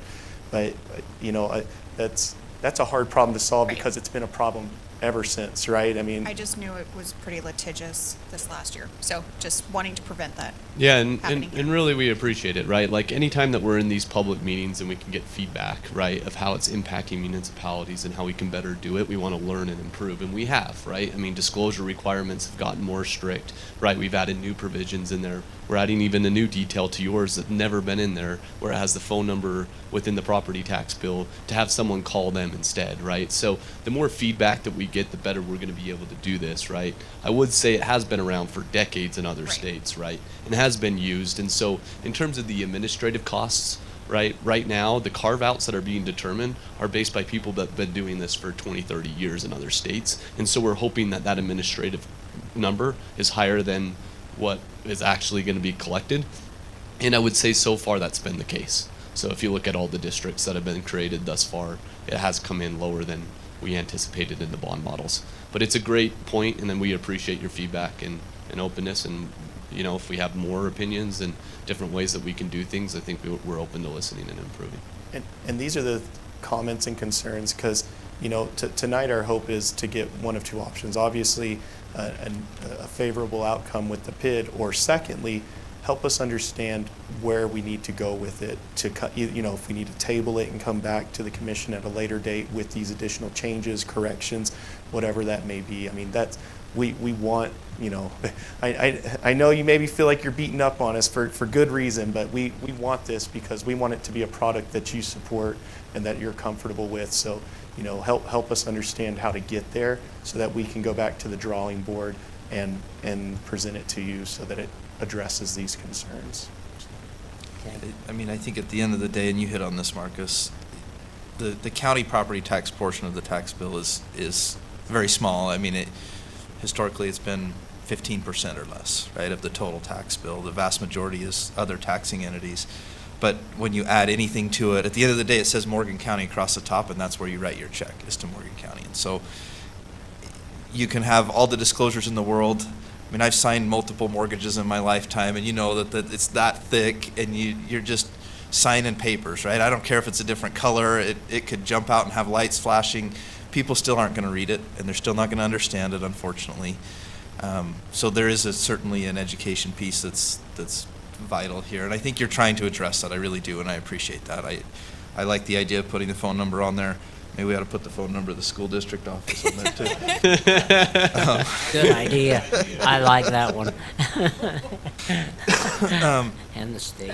So I do think that, you're trying to do that to the best of your ability, and being that this is new to the state of Utah, relatively speaking, it's 2 years old now, maybe 3. I think a lot of people are probably not really aware of what a PID is. In fact, we've been using this acronym the whole meeting. I don't know if we've ever said what it is for the benefit of the public. It's a public infrastructure district. That's what PID stands for, and that's what we're talking about here. Those who are in the know use those acronyms, and we talk about it, and I think that education piece is important. So I honestly would love to see a little bit more of something of benefit to the county in this. I understand, and I like that you wrote in the document here, what the benefits are. There's 43 high-income rooftops, 12.9 million of estimated income, that's household income in the county, the assessed value.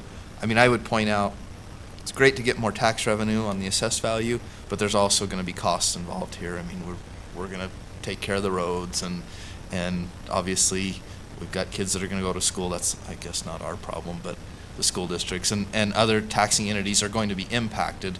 Every time we add homes to the county, it does impact us. So it's not all pure benefit, right? There's also costs. That being said, I mean, this subdivision's already been approved, so those costs are there, whether there's a PID or not, and I understand that. So anyway, that's just my thoughts, is kind of trying to reconcile, okay, I mean, if you could say to us, hey, we're gonna benefit the county by providing some type of amenity that the county doesn't have, or I don't know what that looks like, and I'm not suggesting that the amenities that are intended to be private be public. That's, you get what I'm saying. Would it be helpful, because I know with the residential development, it's really hard to show, especially a smaller one like this, like, how are we really going to benefit the county? You know, the sales tax, the taxable value, I mean, all of that, that's, you know, it's a tough selling point. Would it be a consideration of the county if we continue to work with the Mountain Green Sewer Improvement District? And I mean, obviously it's a separate entity, so it may not affect you guys directly, but I doubt anyone wants to see one, you know, form, you know, local government or another have a hard time or that. I mean, are those, would that be similar or be helpful information too if we got additional information and impacts on that? Because I honestly think it may not help the county as much as we would like, right? It may be here, but with kind of the improvement district and everything that they're doing and potentially planning on, I think the real impact and help is going to be to that local government, but not as much as the county is. So Yeah, no, I just, think is you're that on the right important, track, or is Marcus. that? Absolutely, okay, because okay. I'm not saying, hey, the county, Morgan County needs Yeah. to benefit. I think the community should benefit in some way from it. Yeah. And if that benefit is, hey, potentially lower rates for Mountain Green Sewer District, you know, the folks that are in that district, great. Like, that's wonderful. That's a benefit to the community. I think that helps us justify additional cost within the county that taxpayers are going to cover to deal with, you know, the potential issues that are going to arise. Well, at the end of the day, it's just a funding mechanism, and you're just dividing it against the 43 homeowners, and that's just the way to do it. Are all 43 lots currently owned by one, or have you already sold lots? Chase Freebrand representing CW Land. We're currently under contract with the Warner family, so we do not yet own the property. We are anticipating closing as soon as we can get our final plat approved. So this is just a funding mechanism to get your infrastructure in, so that at the end of the day, whoever's buying it has water, sewer, and sidewalks. So, Right. so it's not really intended to be a benefit to the county. It's intended as a funding mechanism to divide the cost of the infrastructure against those 43 households. It will increase the taxable value of the county, which will, in theory, reduce the tax rate. That's really the only benefit any PID's gonna show us, is it puts in place the infrastructure that allows for those 43 rooftops to be built, and then increase our taxable value after the first of a year. Especially if one of this size, right? I mean, Right. with ones that are, thousands of units type situation, there's a little bit more flexibility, but with this one, they really are just essential financing tools to get the development done. So, going back to one of my first questions, why don't you offer the LIDs, Limited Infrastructure District? Or the other one, I don't remember which ones there's about 3 of them. Or at least there's one now, and there's 2 others potentially that are gonna come about in this legislature this year. And the differences between them are who pays for it. 2 is when is it paid for? And Maybe I can clarify that, because that is a very good point of what's going on in the legislature. And correct me if I mess up with some of the acronyms. So and Sam's probably a little bit well-versed on this. So there are 2 new public finance mechanisms that are being looked at in the bills today. I'm going to refer to the one as the DID, even though I know it's been called Yeah. something else recently. DID and the lid, that's right. The DID and the LID. So I'll say it, those 2, even though I think they've changed them since last year when they first went through the legislature. The DID is really just a special assessment bond financing tool. So it's non-approved special assessment financing tool. So that means that they don't have to come to the county to ask, to try to negotiate, to try to get help from it. But again, it's limited in liability too, similar to what we'll be talking to you today about peaks, you know, how it's a special assessment, can get paid off early, those type similarities with it. And so that's the DID, and I actually think it's an okay product. I don't think it's a great product, but I think it's a compromise for cities and counties that just do not ever want to help development, or, you know, just don't want to have any interest. And for whatever reason, maybe they're already getting 10,000 permits a year type situation, so I totally understand it. The other one is actually one that a little bit more concerning, and if you ask any of us, I think we'd all have similar opinions on this too. It allows them to do a property tax up to a certain mill levy. I believe that's up to 4 mills as current legislation, but they don't have to coordinate with the county or create an entity to do that. And I personally have issues with that, because I think these conversations that we're having with the county council on showing business, on showing the benefits, on being creative, on the developer looking at what he needs to do, on seeing ways that we can help, whether that's the sewer district or the county or anything like that, I think those are so helpful and so good for everyone involved, especially for counties that want to learn and understand and see, you know, see good development happen. I get very nervous at the idea of where there isn't some more oversight, which that would be. So I would say there's probably a good one you'd want us to use, but if the other one got approved, it may not be, in my opinion, to the best liking of everyone. But just so you know, so I think the PID really is a good tool because it leads to this discussion. Yeah, and I just add, in short, a PID can do whatever is being proposed in state legislation right now, right? So almost everything. There's a few minor changes that they're requesting in these bills, right, that are slightly different than what the PID Act allows. But what I would say is that ultimately it feels like the state is stepping in to some extent, right, and saying, if we can't get municipalities to be open to having these discussions, which is not the case here, by the way, right? You guys have been more than open to allow us to come in and educate you and have these conversations. But the state is saying, let's give these people a tool to provide housing. And it's not to provide excess benefits, amenities above and beyond. It's to provide housing, because we have a shortage. And that's where I think the state is driving those types of tools. And so we're here asking, not waiting for some legislation to pass to do something. We're here asking for a PID because we feel like this is a good way to work together and come to a public-private partnership that can drive homes in the area and benefit parties. And that's why there's negotiation of saying, what do you want to see? Let's see how we can add it in there, right? So it becomes a partnership and not a, we'll just do whatever we can, we're allowed to. And if I could jump in, because there's been discussion on what you'd like to see, and if I was to summarize the couple work sessions and some of the things I've heard tonight, I think the two things, and maybe it's just Chair Newton that I'm hearing these undertones from, but I think a commercial aspect is something that would be more, I guess, it would say, hey, that's more benefit to the county, and then affordable housing are the two things that I probably hear the most from the commission.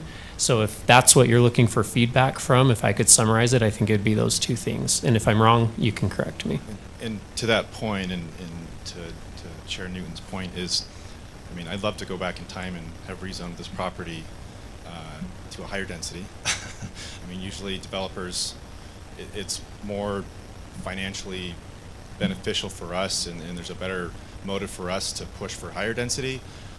I would argue, and I think the neighbors in Trappers Point would argue, that doesn't belong there, or they would not want that there.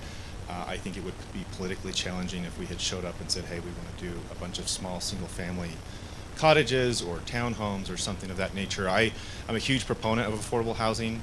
I think that's always our intent, is to provide something to the market that is more affordable. This is a site that really doesn't fit that box, and it's done. We've already rezoned it. I mean, we're happy to come back and rezone it again, but at the end of the day, all housing is more housing, and whether it's the ultra high-end, Wasatch Peaks homes, all the way down to the new apartment building everything in between. Everything that's added to the housing stops someone below it on the ladder, and this may be a dream destination for someone to build their dream home in beautiful Mountain Green, and they're going to leave their older existing home in Highlands or in Cottonwoods or Rollins Ranch, and that's going to free up that house for someone else. And so there is this kind of triple ripple effect in the housing market. I get that it's not quote unquote affordable, but it is an increase in housing stock, and it is what should be built here. And I think we'd be doing the neighbors a disservice at Trappers Point if we built anything different, frankly. And I'll just piggyback off of some of these comments, and to answer Commissioner Wilson's comment is, we actually did a market analysis, just kind of a study with Dayon Eskich, the senior fellow at the Kempsey Gardner Policy Institute at the University of Utah, just to do an analysis on housing stock and what this would do for the county. And that's really, I think, what you're after is, what does this do for the county, broadly the community? And if I'm Lee's Market, who's building the new Lee's Market across the street from Rome on Highway 40, I'm anticipating rooftops. I'm anticipating my business growing. Right now, if I lived in Mountain Green, which I don't, but if I did, I always think this: I don't know where you guys buy your groceries. Do you drive to Riverdale or Ogden? Or do you, I doubt you go to Morgan City. Maybe you do. But, I don't know. I don't live here. But if I live in East Layton, I'm not going to drive to Mountain Green to do my grocery shopping. It's going to be people who live in Mountain Green. And so I think a business like Lee's, or if you guys want a Starbucks, or if there's a future restaurant, or Zupas or something, whatever it is, it doesn't matter what it is. Any commercial retail user is going to want rooftops, and the more the better. Again, I'm a huge affordable housing proponent. That's just not what this is right now, but there are, it does lift all boats in terms of housing. And that goes back to my question, is we're not doing it for affordable housing. We're doing it for those that can afford that kind of a home. Why not put it in as an LID? Because the LIDs are the home, the bond has to be paid off before the home can be sold. You're asking why don't we do an assessment bond, I think, instead of It's the a property different tax kind of a bond, Yeah. and they are. That is a good and question, the and rationale. it's a federal. There's no federal income tax on the revenue of the bonds for the investors. So that is another option, and I think we need to look at all the different options before we decide upon taxing our people another 30 years. Yeah, so I think just to clarify, so the PID can issue two types of debt, really, traditionally. It's a property tax bond, which is an additional mill levy, and then there's an assessment bond, which I think is what you're referring to. That can get prepaid at any Yes. time, no penalty, etc. The LID has not been passed by legislation yet, so it doesn't exist. So they can't use that tool, but they could use a PID approved by the county to do special assessment bonds that mirror the structure of an LID of what you're referring to. So that is a possibility. I think the development group is asking the county to approve a PID that allows for up to 6 mills, because that's the best way for them to finance this project. Sometimes an assessment bond is a better outcome for the developer and what they think the community. Sometimes the assessment bond is. And that's why you're seeing two different applications today. One that is asking for a property tax and one that's asking for only an assessment. Can you maybe expound a little bit on that, just to understand? And I realize they're two very different projects, different developers, not necessarily trying to compare the two projects, but just the rationale when a developer does decide which route to go, what's typically the rationale behind that? So everyone has a different pro forma, right? They have different equity groups that invest in their projects, right? They have different lenders that are giving them money, right? And they're all subject to meet different objectives. Some are reducing the amount of equity that they put into the project, so they want to maximize debt, right? Others want to maximize their returns, right? Others have to hit certain targets in order to buy the bonds or buy the deal, buy the land, right? They have to know that they have certain things in place to get it done, right? So depending on the pro forma of the development group, one type of financing mechanism may be more efficient to them than another one. So in this particular instance, for CW, the property tax bond is a more efficient way to finance this deal, and they think achieves the goal of the community for the development that they're trying to create. The Peaks PID, on the other hand, has a different pro forma, has different investors, has a different objective, right? And therefore is asking for an assessment bond because it helps their pro forma better than a property tax bond. So it's really technical to get into like your pro forma versus their pro forma, and they're not going to share their pro forma with you, right? That's just not something that they do as on the private side. But each of these types of financing impacts their objectives in different ways. It's frankly no different than a homeowner shopping for a mortgage. You know, someone's looking for a VA loan or a 15-year loan or a 30-year loan. You know, buyers and those that are buying property, whether it's developers buying property or individual, homeowners, they have different financing tools that meet different needs at different times for different projects. And but I just hit home. This is something that can help drive your economic growth at that intersection. There's a lot of commercial zoning down there. There's a lot of people anticipating future growth with I-84 connecting through to Trappers Loop. There's talk of Salt Lake getting another Olympic bid. This would be a way to help spur growth and spur development in that area and provide some needed services and amenities in that area that right now, frankly, just don't exist. And I think that's what helps add to this discussion is this is a project which is adding households with high-income earners who can afford to spend in your local businesses. They're not going to drive to Riverdale. They're not going to drive to Ogden or Layton. They're going to stay in the county. But I'm happy to share this economic analysis with you at a later time. I know we're running long in the tooth, but we do appreciate the county. We appreciate this discussion. As they've mentioned, I mean, for us, this is the best vehicle. This is the best route we believe for our project that makes the most sense. We feel it's digestible for the homeowners. We feel that if we were overburdening the homeowners, or if we were creating a situation that was, I mean, we want to build more projects in Morgan County. We want success. We want to look back and say, hey, the Range was a successful project. Rome was a successful project. We are anticipating doing more projects. And I think, we've worked with the Warner family, who have been great. They're awesome people. And, every site is different. Every project is different. That's what we're planning for this site, and we believe it's the best path forward. And we really do appreciate your comments. Thank you. Unfortunately, I have a more question. Go for it. On your, this board of trustees, and that's something we haven't even brought up, but the board composition has 3 trustees. And in that trustees, it has, and the elected time frame, that's okay, but it's not an elected board. It's it says the board shall be composed of 3 trustees who shall be appointed by the county commission. So where does this come about? How is that composition? I mean, is it by the owners, developers? Because none of the lots are changed. Good thing I didn't hear that. Okay, I'll go back. The Board of Trustees, under Section 6.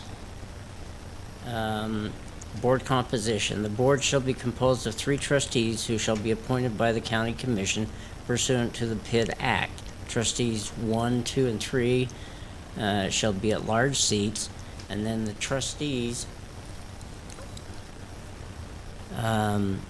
anyway, they'll serve for a certain period of time. My question is it's not going to be an elected board until it gets to 20, that's half of the district, half of the residents are sold before they become able to make any decisions in this PID. And then, so who is making those decisions on the PID? Is it the developer? And then it goes back to the same thing Commissioner Wilson had to say, was, is this a developer project or is this a consumer project? who's getting the benefits of this kind of a board composition? Yeah, that's a great point. To answer the question in regards to the trustee in the transition of it to an elected seat, that can happen earlier if the county had a suggestion on when you would want to see that happen to an elected seat. The reason why we usually use these timeframes, which is pretty standard in these documents, is to keep the control with the development group of the PID board during the development, as they are putting in the infrastructure and drawing funds to pay for infrastructure and complete the project, after which it eventually transitions to the people paying the taxes. So ultimately its goal is to go to the people who are impacted by it, but the PID, the developer, needs to control the board to establish the infrastructure to complete the project. So that's the first maybe answer to your question. I can go to the second one unless you had a follow-up to that. Well, just a little bit more of a follow-up. The developer then is the one's in charge. The homeowner, the future homeowner, has no say in what you're doing.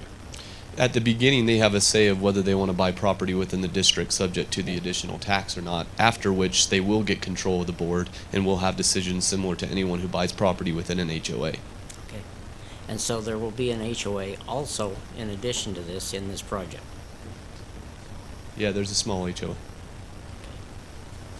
All I right. could make a point on that too. One of the concerns we actually have is many years ago, I lived in a large townhome community that probably had about 1,000 townhomes, and we couldn't find 3 people to want to be on the HOA board. So we actually have a opposite concern is, you know, we're actually worried that there won't be enough volunteers to be on that board type situation is more the concern we have versus people lining up and begging to be on the board and take the developer's spot. So, you know, I think what Sam said, if there are recommendations, concerns you have, let us know. We can shorten the timelines. We can make them do. We're not trying to put the developer on the board because we're taking control, as was mentioned, I believe, by Katie. Is that right? This is a financing mechanism. Once the bonds are financed, this is going to be the most boring board in the world. You're going to approve an audit. You're going to do a public hearing, you know, minutes, training, and everything else once a year, semi-annually type thing. Approve, prove, done. Trustee makes your bond payment. They never touch any money. All that money goes from the county. Theoretically, it may touch them for tax purposes, but in reality, it just goes straight to the trustee, and the trustee makes the bond payment. That's all it is. All they're there to do is look at the audit, say that approved, look at the minutes, say that they held a meeting, and that's it. So the biggest decision this board will ever make will probably be done 3 or 4 times throughout the 30 years, and that'll be, do we refinance the debt or not? And that's the goal, right? Let the future property owners decide how they want to refinance the debt, shorten the life, whatever it is, right? And then I'll take a crack at your second question. I think it benefits both parties, the homeowner, and it benefits the developer. It gives them access to cheaper form of capital. That is a benefit to developers. I don't know how else to say that. If you're giving them access to tax-exempt debt, they're getting more efficient debt. Sometimes that is the ultimate decision, whether the project pencils or does not pencil. It also drives a better community. If they have more efficient capital, they're likely going to put in better softscapes, better roads, better infrastructure, right, to help increase the value of their property, right, which in turn increases the home prices because they create a better community, right? So the homeowner, I think, benefits from the ability in this particular instance to have access to a home that wouldn't maybe otherwise exist. And they are going to be disclosed multiple times throughout the process. And I get the mortgage thing, but hopefully early on, before they even sign a paper that they're going to go into a contract, when they walk into the sales office and they go, there's that sheet of paper, you're disclosed here, right? That they're informed of that. And then they make the decision. Does this community, for me, justify the additional taxes, or does it not? And if it does not, then I'm going to go to the next door neighbor and go buy property there. So I do think it benefits both parties, and that's a decision obviously that you guys need to make, right? But as we're saying, it's, you can't hide that it's not a benefit to development, because that's what the whole thing was passed to do, is to provide housing and commercial. I don't want to. Well, I really appreciate the discussion that's happened here. I know we've kind of grilled you quite a bit. You've actually changed my perspective a little bit in this discussion, so I do appreciate that. And I think thinking about, it's kind of helpful that we have these two projects together, because I'm kind of thinking through, well, what would be the benefit to the resident or to the county in the taxing, sorry, I'm going to use the wrong term. The assessment. The assessment version versus, or the special assessment version versus the mill levy version, right? And actually, I think you've got it right in terms of which project would work better with which, just from a potential resident perspective. Thinking about that, I mean, we're talking probably not that they're necessarily affordable, but townhomes are certainly more affordable than luxury homes. I wish CW could come up with a way to not have, it's not their problem, but to unfortunately, high-density housing and affordable housing are synonymous. That's just the way it is, and I wish that weren't the case, but anyway, I think the more we've talked about this, it's changed my perspective a little bit on it, so I do appreciate the discussion. Garrett, maybe you can help us understand. I know we could do public hearings for this or move right into peaks and discuss that, or whatever your preference is. I'm not sure what the standard, or Adam may have some comments on best thing. But as a reminder as well, please let us know if, you know, obviously poll or anything like that, but if you're feeling one way about it, where it may not be the outcome that we're hoping for, let us know so that we can table it and bring it back to you, because just be aware that if it does not get a favorable outcome, then there are legal requirements based off bond counsel that it's not just come back to the next meeting. It's we have to wait an undescribed amount of time before we'd ever be able to bring this back up as a PID. So just our plea would be, if we need to come back, you know, have this discussion again or bring that additional information, and that's going to be the straw that gets us there, then that's what we'd like to get the feedback from you before we proceed on the range PID. Or come back with an adjusted structure completely, right? Like that could happen. So I think if that's the route you're going, let us go propose something different that, you know, so that's just kind of getting the feedback of the county. We will mention though, there are some things behind the scenes. There are time requirements and different things. So the feedback on this, our request would be just to come back to the soonest meeting to discuss once we've been able to do that. So in terms of the basic structure and the language in the interlocal agreement, is it just clarification of the administrative expenses that we need? I mean, there's been other policy things that have been discussed, but Yeah, but I don't have anything that I would say needs to be incorporated outside of that. And you could vote contingent upon those changes being made and reviewed by staff and you guys if you would like. The only question I have is, can you find out about the other type to where they could pay off this bond before it gets too far? Yeah, I will talk about that with the peaks next. That's going to be exactly what the Peaks PID's It's requesting. the special assessment version. Correct. I do like the enhanced disclosures. I think that's beneficial. I mean, these things from my perspective are dependent upon the efficiency of the market, and those disclosures help the efficiency of the market in terms of buyers coming in and fully understanding what it's doing and being able to make that comparison that you spoke about in terms of this project versus the neighbors. And I hope that I mean, when we talked about these on the Economic Development Board meeting, that was the concern that people were raising, is that people are uninformed. They buy into these projects. They don't know that they're going to have the additional assessment or additional mill levy. And then, you know, they're screaming that, you know, they didn't know. These additional disclosures help that out. And I know there's always been a disclosure requirement, so I don't know how true it is that they say they didn't know, but some people are pretty careless about the way they read through those documents. And I think the real estate community, particularly agents and brokers who are informed of a PID, can do a good job of helping people understand that as well.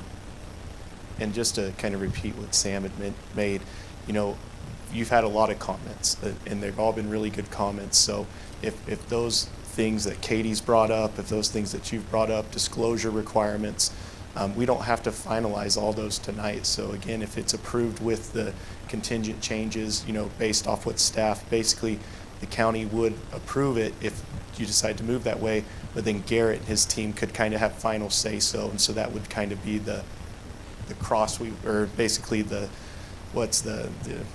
I don't want to say speed bump. They're not a speed bump. His team's great to work with. That would be the final say, as long as he basically works with basically gets all those comments in place and he's agreeing to it. So we get all that finalized with their team afterwards. So it's not like we're off to the races. We'd continue to work with Garrett and staff to make sure, and Katie to make sure it's in that final phase. So. Okay. Well, these are two separate applications. I know it's kind of the same folks working on them, but they're two separate applications. So my thought would be we should open the public hearing for the first application, then hear the second one and move through in that order. Garrett, do you have any objection to that? No, I think that's the right way to handle it. Mr. Chair, I'll make a motion that we open the public hearing for the Range Public Infrastructure District. Second. We have a motion and a second. All those in favor? Aye. Aye. Any opposed? Okay, we are now in public hearing.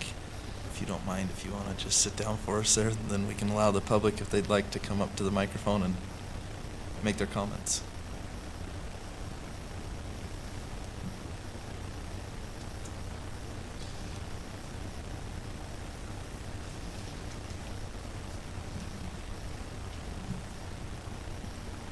Sean York. I just wanted to take a second and give, as a community member, my feedback on this discussion of the PID requests for both Range and Peaks. After this passed, there's been issues within the state for those, from a developer's perspective. If I was a developer, I go to every city and county council meeting trying to get a PID for my development, because it's going to save me money. It's going to streamline the infrastructure implementation.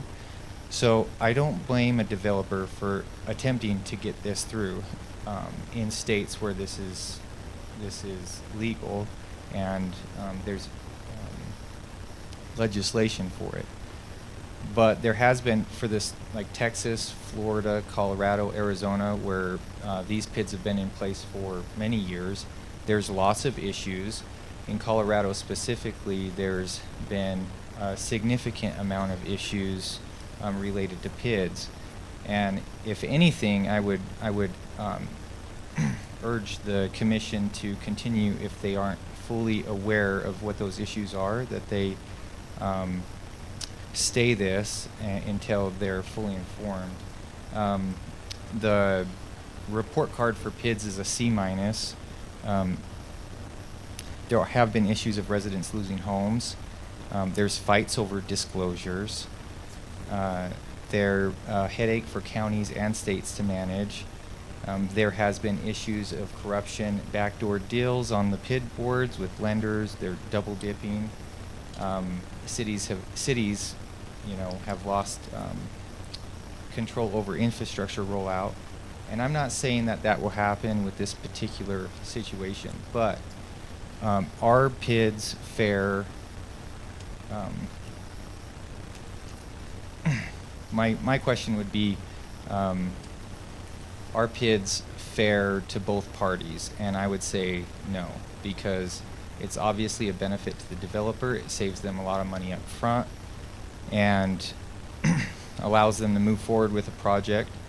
We don't have an issue with housing in the state when they're $1.5 million homes. We have affordable housing issues in the state. And I would urge the commission to consider those factors. And as Commissioner Newton had mentioned, I think that single-family homes that are a little more affordable are something that we're all concerned about. As a young parent with little kids, we don't have enough children in Mountain Green. And you look at what's happening on the other side of Trappers from us in Huntsville, they have an extremely low number of children. And I think that's the vitality of our community. And whether it's townhomes or this, I mean, this proposed development is going in 30 seconds from the townhomes that we just talked about. So I'm not sure the argument being made of rezoning. The rezoning has already been a benefit to the developer, and I think that any community, any county or city that starts allowing PIDs, they're going to get more and more PIDs and more developments and more headache with these boards before they transfer over to the community fully. So it will be a problem, and all of these, like Saratoga Springs, will not allow them. Those developers, they're going to look for places that allow them. They're going to come up here, and in Colorado, now developers are saying, you give us a PID or we won't build. So now it's being leveraged as a tool to force county councils, commissions, and city councils to allow development to continue in their area. And I just think it's bad policy, and that's, you know, a few of the facts that I just wanted to share with the commission.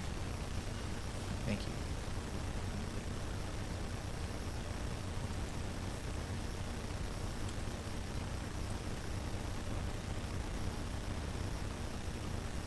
Hi, Debbie Sessions. In general, I don't like PIDs, but if there's going to be a PID, I am more for the assessment bond. To me, it mimics the old school way where the developer would put in the infrastructure and attach that cost onto the lot before he sold it. So an assessment bond, there's more transparency with the buyer, and I think it makes it more fair to the buyer. The developers, like Sean said, it advantages the developer in that they don't have to put up that money financing and pay that back. It is the future lot owners, the future unit owners that have to pay for their own public infrastructure that normally the developer would have put in. So assessment bonds, I don't really have a problem with if it's paid off at closing, and that way the cost is wrapped into the price of the unit or the lot. Thank you.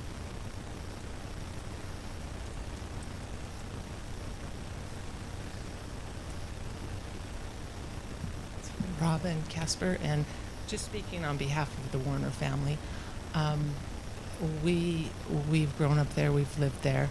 We have property that is surrounding all of Mountain Green, so, and 4 of the 5 of us live right where the property is at.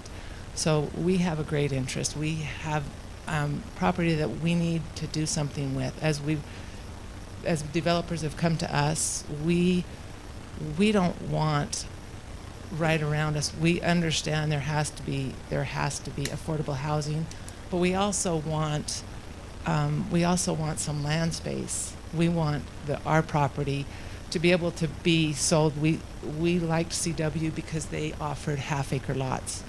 There's not very many places that offer half-acre lots anymore, and we like the opportunity to be able to have a little bit of land for families who want land. A lot of people come up to Mountain Green because they do want a little bit of land. I know there's a place for high-density housing, and I think some of it will be in Mountain Green. We've seen it already. We've seen the Peaks who want it. But as far as where the range is offering, I mean, that's not a place where we want high density. Just because we live there, we grew up, we like the opportunity to have a little bit of land for some people. So I think there's both sides of it. Probably most of our land that we have, we will sell to people who, because we like less density in some places. The Rome was previously some of our property, and that has high density. But I don't think all of Mountain Green needs to be high density. I think there needs to be a good variety, and I think this is a great opportunity. Like I said, we liked CW, we've liked working with them because they've asked our opinion as land developers. And we know as far as where that property is, Trappers Point is right next to it, and Trappers Point's been there for 20 years. So all of the infrastructure that's been there it needs to be upgraded. We don't have our water company is a private water company. It needs to be upgraded, the things that have happened. And in order for that property to be developed, the infrastructure needs to be improved. And CW has brought that to us. They've told us that. We understand. And we understand that most people who buy are going to be able to afford it. They will know, and they want to be able to afford it. Just like Rollins Ranch has several lots too that are bigger. So as we've talked to developers and as we've talked things through, this is something that we have encouraged. Like I said, we have other land that we might not, but as far as this property, that's what we have encouraged. So I think there's a place for it. We understood when they came to us and told us, that this, in order to develop that property, it is going to take infrastructure development. And like I said, we've all built up there, so we've brought the infrastructure into our own homes. So we understand that it is part of having a little bit of land is being able to bring the infrastructure in. And I think that's a good thing, to be able to have some development that is high density, but also to have some development.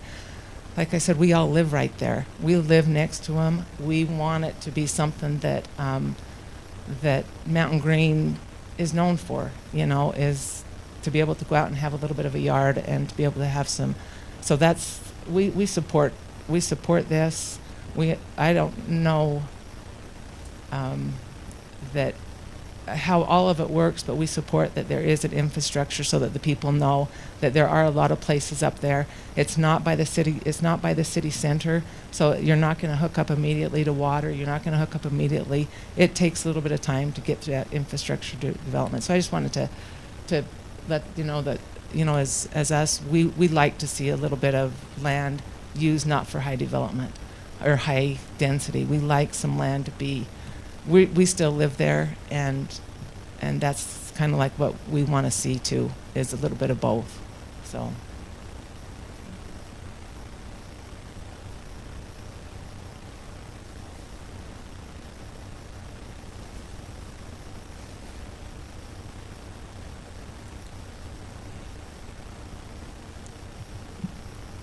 Tina Kelly, Mountain Green.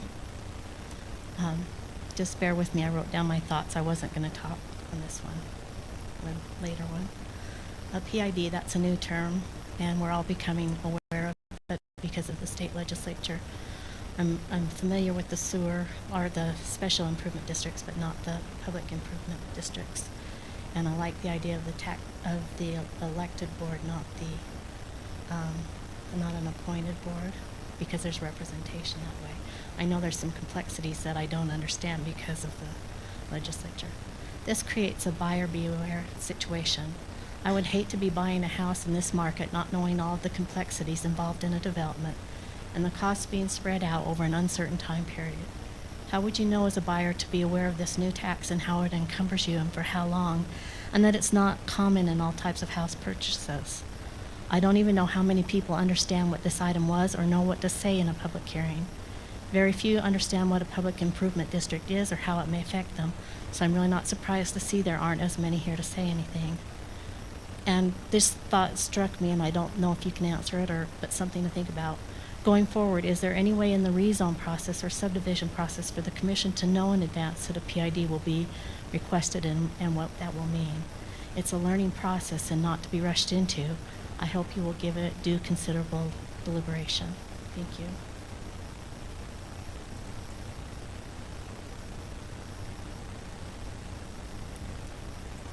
Seeing no additional public comment, we'll look for a motion to adjourn the public hearing and reconvene the public meeting. All those in favor? Aye. Any opposed? Okay, motion passes. We're back in the public meeting, and we are on action item number 1, aren't we? Yeah. Public hearing item. Sorry, number public one. hearing item number 1, G1.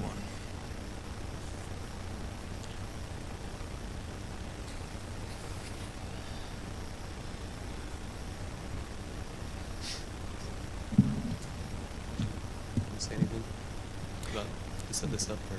No, just if they have any questions, I'm here. Okay, we're on the peaks now? No, we're still on. We're still on this range. one. The range. Okay. But I do have a question. Yeah. Okay, one of the comments that was saying that these are not successful, totally successful in Colorado and Texas. And also Saratoga Springs will not go and put them in anymore or allow them to be put in. And developers are basically walking away from those areas. Who says that that won't happen here? And we end up with a different developer, even though we sometimes, we like CW land, but I mean, those are you'd have to go look at the facts. I don't want to speak to the non-validity or of a statement made in this meeting, but I will just add that Saratoga has never approved them, so that's not an anymore. It's just they just never have considered PIDs and haven't done so thus far. That doesn't mean that they won't in the future. It means that their current composition disagrees with PIDs, but they use other tools such as SIDs as a mechanism to pay for public infrastructure. I've seen that used for some developments there. So that's what I know of Saratoga. That's a fact that I can speak to. Will developers choose land where PIDs are allowed? Maybe. And will that dissuade development from taking place within Morgan County? Maybe. I don't have those answers. Those are opinions. But could it happen when people are looking for more to access to cheaper forms of capital to get deals done? Yeah, I can see that being the case. And one thing to remember too, metro districts do have a lot of differences than PIDs. And the nice thing is the PID Act that came, 2019, 2020, that was when it was approved by the legislature, it looked at metro districts and it took out a lot of the bad things. Like metro districts basically can act like an ongoing public entity where they collect the O&M, where they basically are in charge of doing that like a small city or something along those lines. We took all that out, and as Katie mentioned, this is simply the financing mechanism. That's all it is to finance the public infrastructure. It's not created to do really the O&M or anything like that. There are some special occasions where, there may be some compromises because just the city or county doesn't want to take it over, and so there has to be something put into place. But it really finances, then I won't say it's dormant, has very minimal activity after that. Its main purpose is to pay the debt service after that.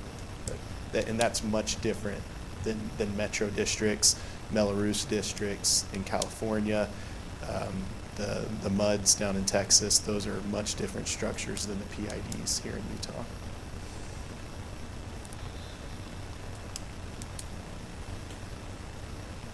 Okay.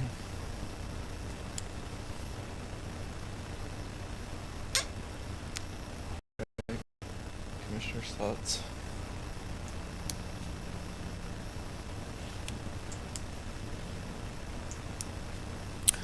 So we previously approved the zoning of the property, so I'm not looking to move back or take steps backwards with respect to that. I think that this is a property that is well suited for single-family housing. Like I said previously, I do like the enhanced disclosure requirements because I think that's critical to the efficiency of a market, which makes this a tool that's attractive both for the developers and the purchasers of the property. And I just think it's a financing tool that the state legislature has put into place vis-a-vis the counties and municipalities that choose to adopt it. We've agreed to do that. We've done several of these. This is an additional one. The reason I asked about the potential for prepayment, you've answered in terms of the difference between one that is relying upon the mill levy as opposed to the special assessment. So, generally speaking, I'm supportive.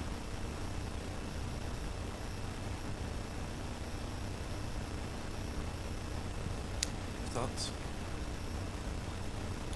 I guess I would just say the more I hear, the more questions I have, and I more confused I am. I would vote to table it till I can understand it better before I make a decision on it. So And Chair, if we feel like we're not having unanimous support, our preference would be to table it to the next meeting, if that's okay with your team, because we want to answer those questions. And in my discussions, so Janet has also been working as part of my team in the communications, and we're working on a county PID policy because we think that that would be helpful in directing the commission as we're analyzing different PIDs. We've engaged in discussions and gotten some help back and forth in the communication, but I don't know if Marcus has said it today, but he's not representing the county, and he did want to make that clear that he's representing the developer here. Eventually, if we would put it out to RFP to get our own municipal advisor for the county, then that would be a position that people would apply for, and then we'd have someone to advise us on PIDs. Right now, it's mainly Janet and I kind of engaging in the conversation, gathering as much information as we can, and trying to put together a PID policy that can maybe limit the types of PIDs that the county would like to consider at this time, given that it is so new. Some of the research that Janet was doing was indicating that, maybe hurricane area, there's a few places where they started doing PIDs and now they've pulled back because they didn't like what was happening. But we could share that information, and you could call other elected officials who have dealt with it, and some that would be favorable, some that would maybe be against, and then you'd at least have more information on what some of the pros and cons are from other elected officials as they've dealt with them. And I think that that might be helpful in addition to our PID policy of outlining potential, what does make sense, or what would the county not like to consider at this time, and maybe refine it more. So just some added information of what's going on behind the scenes. So what I would like to do is postpone this till the next meeting, or the next, either one, so that way we can get everything correct, maybe a policy so that we can look at things and determine it. Otherwise, I'd have to vote no. If that's the case, Mr. Chair, I'll make a motion that we table the PID governing document and interlocal agreement decision for the Range Public Infrastructure District until either our first or second meeting in February, so that we can, commissioners, it's certainly not something to rush into. If you guys are not comfortable with it, then it's something that we ought to look at more fully. And Chair, could we ask your permission? Is it okay if we coordinate either with two commissioners at a time, or just we want to make this as best as we can? So sitting down with the commissioners and taking however long they would like to really understand their needs. Same with Garrett and I think Janet too. I think they would appreciate that too, because staff is wanting to do what the commission does, right? I mean, obviously they reflect your desires and your needs. I mean, that's going to go into the policy, that's going to go into what they say too. So I think either having you attend one of or two of the meetings that we have would probably pay dividends for everybody, because sometimes it's easier for somebody to be there versus say, I think that's the case, which helps be more efficient. So if that's okay with you, I think that'd we'd be wonderful. appreciate I it. think that's a great idea. Education, like I said earlier in the meeting, education I think is key here, and part of that's educating us. Part of it is educating the public when they come to hopefully buy at some point in a PID. So yeah, I think that's wonderful. I mean, I generally I'll make a comment before we go to a vote. I'm generally in favor of finance options. I'm not in disagreement with that. I mean, I am concerned about the long-term consequences to county residents. That's really my biggest concern. And some of the things you've addressed tonight have I guess eased my mind to some degree. I think there's still a few things that I'd like to mull over a little bit and get some clarification. So I think that's a great approach. We have a motion. Do we have a second? I'll second that one. All right, we have a motion, a second, to postpone till our next meeting. All those in favor? Aye. Aye. Aye. Any opposed? Okay, motion. Said it wasn't until the next meeting. It's either, the motion was to be either the next or the next one, either one of the two. Okay, either of the February. next two meetings. In or second meeting in First or February? second meeting in February. Okay. And my opinion, I mean, yes. Second still stands and your motion still stands, I Yes. assume? Yes. And, Okay. and my vote was yes. Let's go ahead and vote again on that, just to clarify. All those in favor? Aye. Aye. Any opposed? Okay, motion passes. Thank you. I think in the interest of time, the second item is much the same. Is there anything that you'd like to tell us about that item specifically? I do think we should go ahead with the public comment period here, the public hearing, given that we've advertised for that.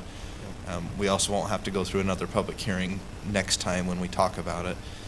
But is there anything else you'd like to say about this particular project or the pit in general? For time's sake, I'll let Sam speak on the project, but just so the public knows, this would not be a tax like the prior PID, the range one we've discussed. This would be an assessment. So anybody that does buy into that area would have the ability to pay off their assessment at any time, so they could pay it off as part of their mortgage when they close on the lot, or if it's a cheaper interest rate, they could pay it off whenever they would like, so it doesn't, keep them within the PID for X amount of years. They can choose to leave whenever they decide to pay off their piece.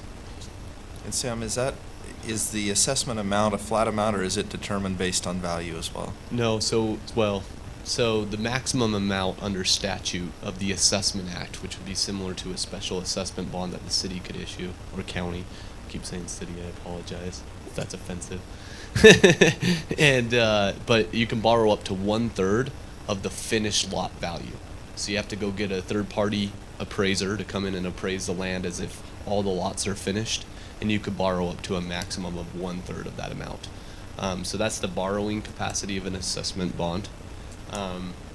And some of the differences between the assessment bond and the property tax bond, as Marcus alluded to, are typically you structure them as a flat payment that gets amortized down over a certain time period. The maximum maturity you can issue under an assessment bond is 20 years. So it's typically amortized over that period of time, and it's prepayable at any time with no penalty, meaning that the developer could choose to develop the land, get the proceeds, develop the land, then once the lots are complete, use the proceeds from the sale of the lot to pay down the lien so that nothing gets passed on to a homeowner. The developer could also pass a portion of the assessment bond that they felt was bearable to a homeowner on to them, and then they have the ability to do one of three options. They could pay it off in cash, that lien, not have it be passed on, roll it into their mortgage like Marcus described, and pay it over a 30-year time period, potentially lowering the payment cost. Or they could continue making the assessment payment on our bonds. And one of the reasons why they may choose to do the last one, the latter, is because the rates at which we're issuing special assessment bonds in today's market conditions are coming in below some of people's mortgage rates. So the typical rate at which we're issuing these bonds today is around 6.5%, depending on the credit. Could be better, could be slightly worse, but it tends to be in there. So a homeowner may say, hey, look, this is more accretive to me as a homeowner to continue making this assessment payment at your rate than it is to go get a mortgage. The one disadvantage, as I mentioned, is 20-year maturity, 20-year amortization versus a mortgage could be up to 30 years. So even though the rate's lower, it could be better for them to roll it into their mortgage. So that's one of the key advantages to an assessment bond that a property tax bond doesn't have. Could you speak to that mill that we talked about? Yeah, so the mill levy is in there, and I don't want to get into it. Adam, do you want to cover this? Okay, this is a bond council question. By the way, maybe you can introduce who Gilmore Bell is and what you guys do. And Hi, so I'm Adam Daly. I'm with Gilmore and Bell. We're bond counsel to the district if they issue. So part of the reason that we put in an ability to impose mill levy here is under Utah law, to have sovereign powers as a public entity, you either need eminent domain power or the ability to impose taxes. We don't want to do eminent domain. That's sort of been the standard across the state, and for a variety of different reasons doesn't make as much sense. So in this case, to have sovereign powers and be a public district, it would need minimum ability to impose a property tax.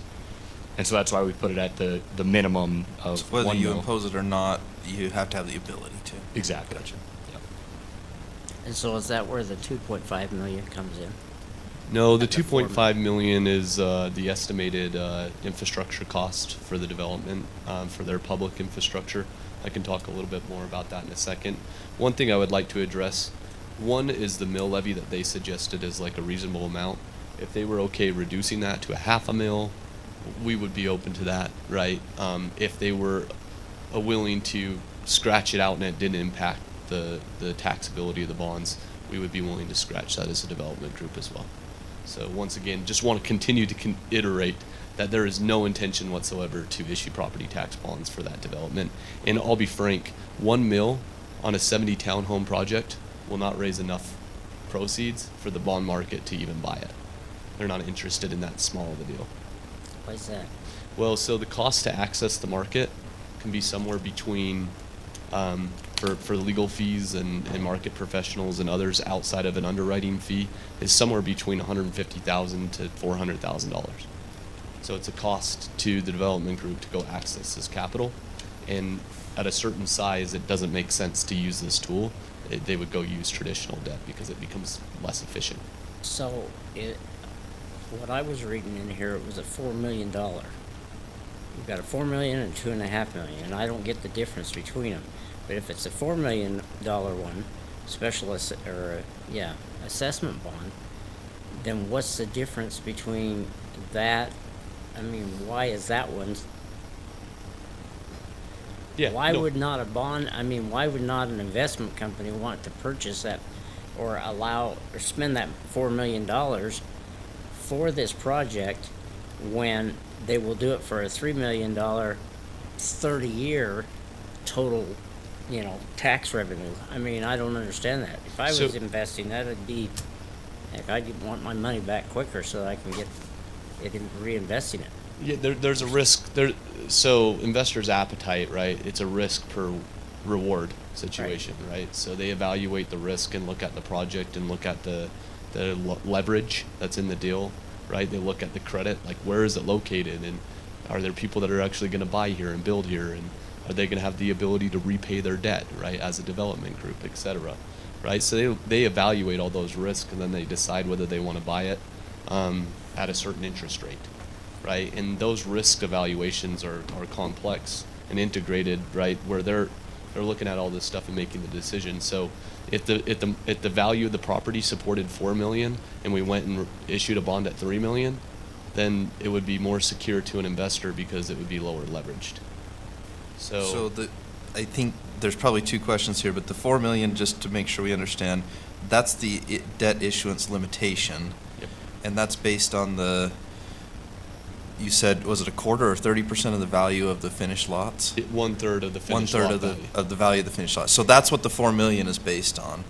That's Yes. the total you could borrow, but the total public infrastructure is only $2.5 million. So I assume the amount that they would borrow would be the $2.5 million. Yeah. So let me explain how it works. So there's a maximum amount that you can borrow. We don't know what that is because we don't have a third-party appraisal yet that's come in and said the value of a finished lot is X. Okay. We will get that upon creation of a PID where we now can launch a transaction and start initiating costs because we know we have the tool in place to do it. But if the appraisal came in at $12 million, we could borrow $4 million, right, in maximum amount. But if the public infrastructure cost is 2.5, you can only net $2.5 million. So there's cost to issue bonds. So for example, I have a numbers up here, and I'm happy to send these to you.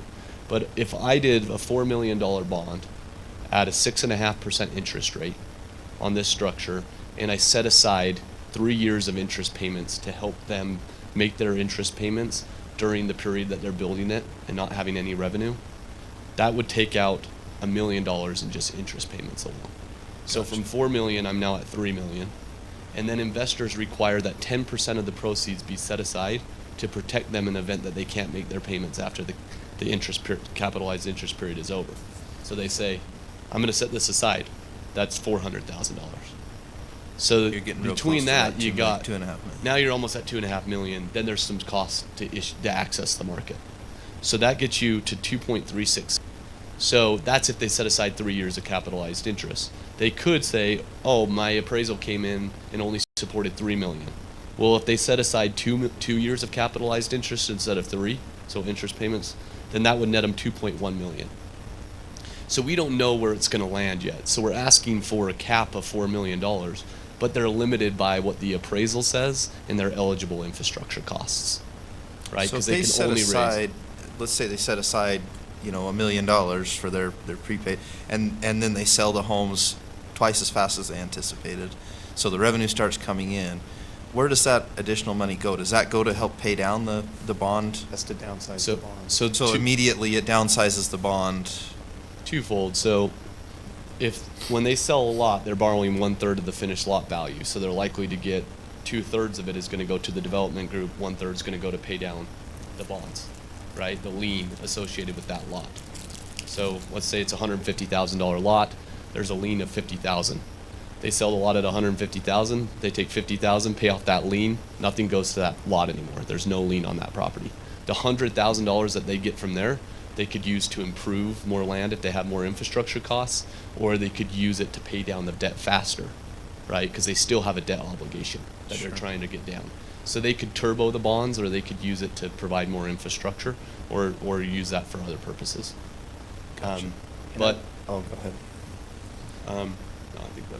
I was just going to say, I don't want to delay the public hearing, but I do want it to be made known that special assessment bonds aren't new. I mean, Katie being in Park City, she knows Red Ledges, Jordanelle, this product's been around for 25 plus years. So the thing that makes it different with PIDs is that prior to having a PID mechanism, we would be coming to the county saying, can you issue special assessment bonds under Morgan County? And even though you may not have any credit liability attached to it, now your name's on it, and you run into that same issue that you've run into with having your name at the top of a tax collection thing. So the PID is the mechanism to separate Morgan County, so it basically allows us to do that because, as you can imagine, every city and county would have just said, I'm not going to do that. I don't want that headache. But now it's, hey, there's a PID mechanism, so now you can access it and have this same thing that we've had for 25 years. Okay, as long as it's not going to put more work on our shoulders, this may be something we'll look at. So I just wanted to let you know we're not reinventing the wheel here. This is all being pulled from prior legislation.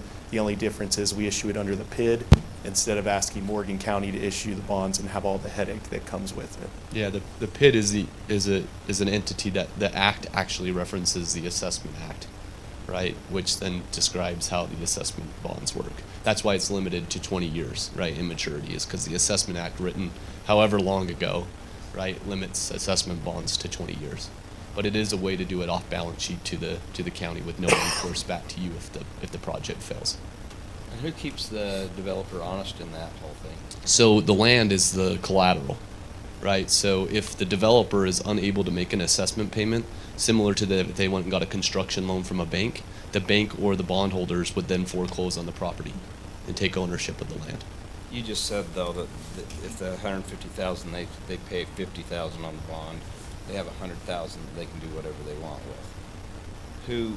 Who gets to say they just get to use that any way they want? Yeah, so like if you just went to a private bank, right, and just got capital that didn't require any county approval, if they borrowed, let's say, $10 million, right, and they were paying back some over time, there may be a provision that the bank says, I require you to pay all of those back. That would be a structure of the bank loan. But some banks just say, nope, at each sale of the lot, you only have to pay X portion. That could be the agreement. So in the assessment, the bonds that we're able to sell in the market, the investors say, in some instances, not necessarily in this particular instance, but they're saying 1/3 of every finished lot value you got to pay. And the other could be profit. The other could be profit. But remember, if they don't pay down the debt, they still have a debt obligation on them somewhere on the other part of the land. So if they can't make that by the time their interest reserve is depleted, then they're in default and bondholders will take ownership of the land. So the land is the collateral. That's the risk that the developer is given. But I do want it to be very clear that the option of the PID that we're requesting wouldn't require the developer to pay down that assessment upon transfer. They would work with each individual landowner or person that's buying a property, and then the conversation would be, the property is either here or we pay it down and it's here type situation. But that could be transferred based on if the new purchaser wants to receive that lien for whatever benefit may be in place. But I just didn't want you to think it was mandated. And here's a good example in other Well, that's development. not automatic, that third. No, under the way that we've written it right now, it's not automatic. One advantage, for example, is like we have a development where the developer is doing the infrastructure, and then they're gonna pass on the assessment. The home builder wants to not pay as much up front today, so they say, give me the assessment payment because you're gonna do it at better rates than what I would get to go do X, Y, and Z, and then I'll pay it off when I transfer it to the homeowner, or they can choose to do that, right? So there's different ways that you can structure it, but sometimes, as I said, with our rates being lower than a mortgage, it may be more efficient to the end homeowner to take on that assessment lien.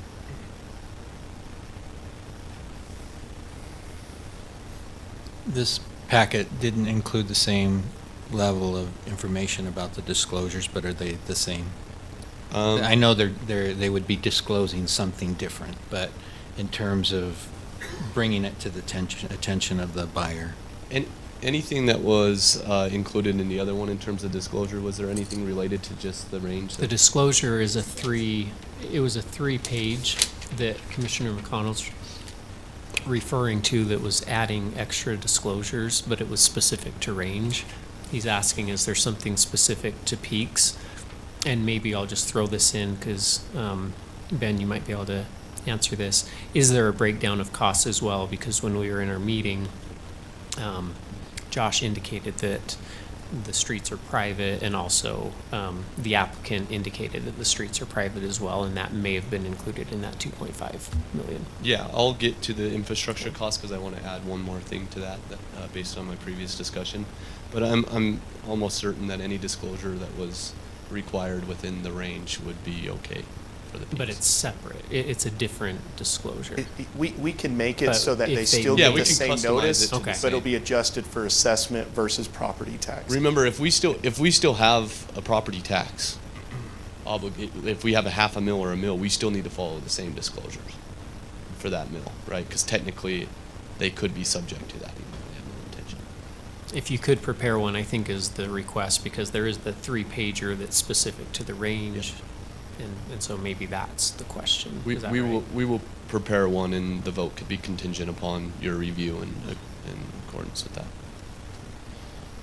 In terms of the infrastructure costs, and this is one thing that I wanted to maybe address and get the county's feedback on. So the total public infrastructure cost based on the latest estimate, which I can send to you, including the financing plans that I told you I'd send as well. So I'll send all this information so you have it. Total's about $2 million. So initially the 2.5 included some of the private roads. So excluding those out, it's $2 million. Initially, most PIDs have the ability to own infrastructure. They don't have the ability to operate and maintain infrastructure, right? So they can't levy an operations and maintenance tax, as I stated earlier.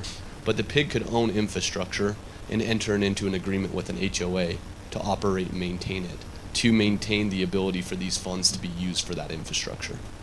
Does that make sense? So one of the things that we were requesting is, because the deal size is now becoming smaller, because there's only 2 million of eligible infrastructure costs instead of potentially this, let's call it, it's probably close to $3 million of infrastructure private that could be funded, like roads and curbs and sidewalks. What we're saying is maybe perhaps the county would be open to reverting back the statement of the PID cannot own infrastructure to allowing the PID own the infrastructure, but only upon the county's approval, and that the county will not accept that infrastructure, will not operate and maintain it, but that the PID would have to enter into an agreement with the HOA to operate and maintain the infrastructure. So that the dollars from the proceeds of this bond could be used to pay for those, even though there's not really an obligation of the county. So are you saying what we approved earlier is contingent upon the PID of him having private roads? No. So maybe I can kind of clarify just a little bit there. So what's going on is Sam and them are looking at the public infrastructure. it's kind of a smaller bond, and we've already talked to you about efficiencies. Well, there's things that would qualify under public infrastructure, but there are things that the county has no desire to own, such as private roads, curb, sidewalk, gutter, all those different things that could technically qualify, so we could issue more bonds under the tax exemption to basically make it an efficient bond. But the county doesn't want to do that, doesn't want to take over those assets, and we don't want to give them to the county. So the mechanism for us to be able to issue them under tax exemption is for us to say, if we can have approval, so that through staff's review and approval of what items we're going to put in there, so staff would still be the mechanism to decide it, can we have the PID own it just for legal purposes, so we can issue the tax exempt bonds there? Then once the bonds are paid off, the PID's going to give that to the HOA as a private structure and everything else, as it always would have. So this way we can just issue more tax exempt bonds to make it efficient. But as far as you're concerned, the county's still not going to be involved. It's still going to be private. Everything's still going to be private, but legally it will be quote unquote public, even though it's all going to revert back to the HOA, and it will be public in the sense that it's owned by the PID for the first X amount of years until the bond gets paid off, just so that they can issue more tax exempt bonds.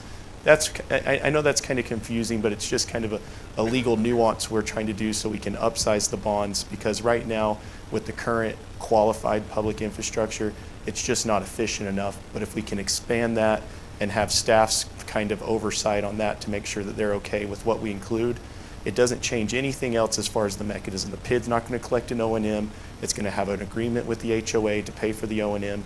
And so basically all it does is once the bond's paid off, instead of the HOA having an agreement with the PID to pay for the O&M, all those assets just revert to the HOA to be paid for as usual.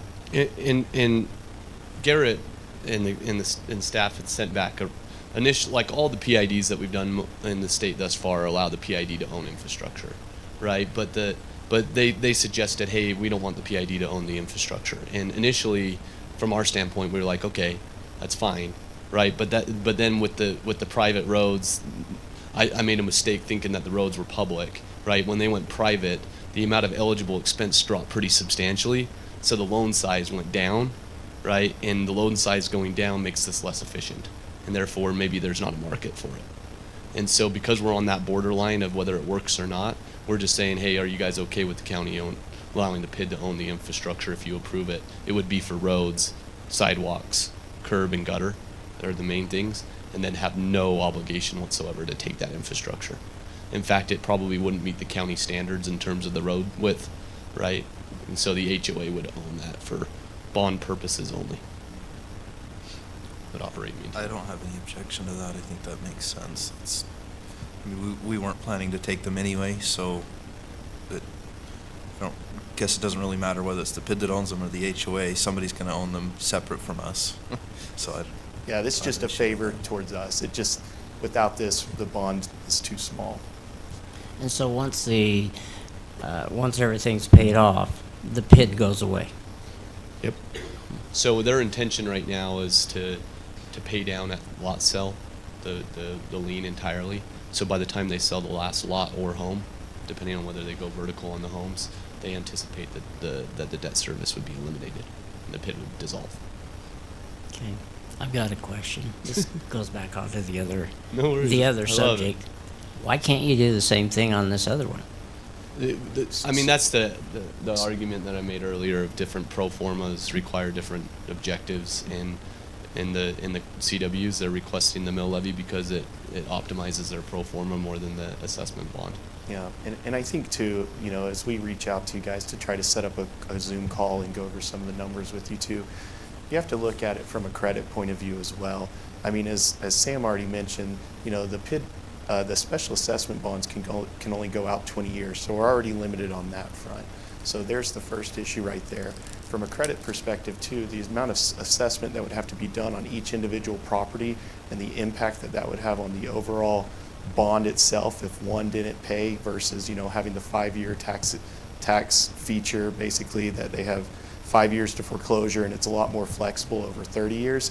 There's just a lot of little things that make sense for high value, smaller units versus lower value with mini units, where SAA makes a lot more sense. Now, don't get me wrong. I wish we could get the law changed today so that we could have SAAs that could go out 30 years, because I think that would be kind of a fit right there. I think it would make all of our lives easier. But I know you're like, well, that's only another 10 years. But from a finance point of view, those last 10 years it's almost exponentially indifferent on how much you can borrow and everything else. And we know how it impacts your mortgage rate. If you went and got a 15-year mortgage versus a 30-year mortgage, your monthly payment financially. Same thing holds true. Different pro forma. Other than that, we're requested, we give options to development clients, and they make decisions of which route they would like to take based on how they integrate into their pro forma. And so I'm just proposing, not trying to, one fits better for one development, one fits better for another, and that's why they're requesting different ones.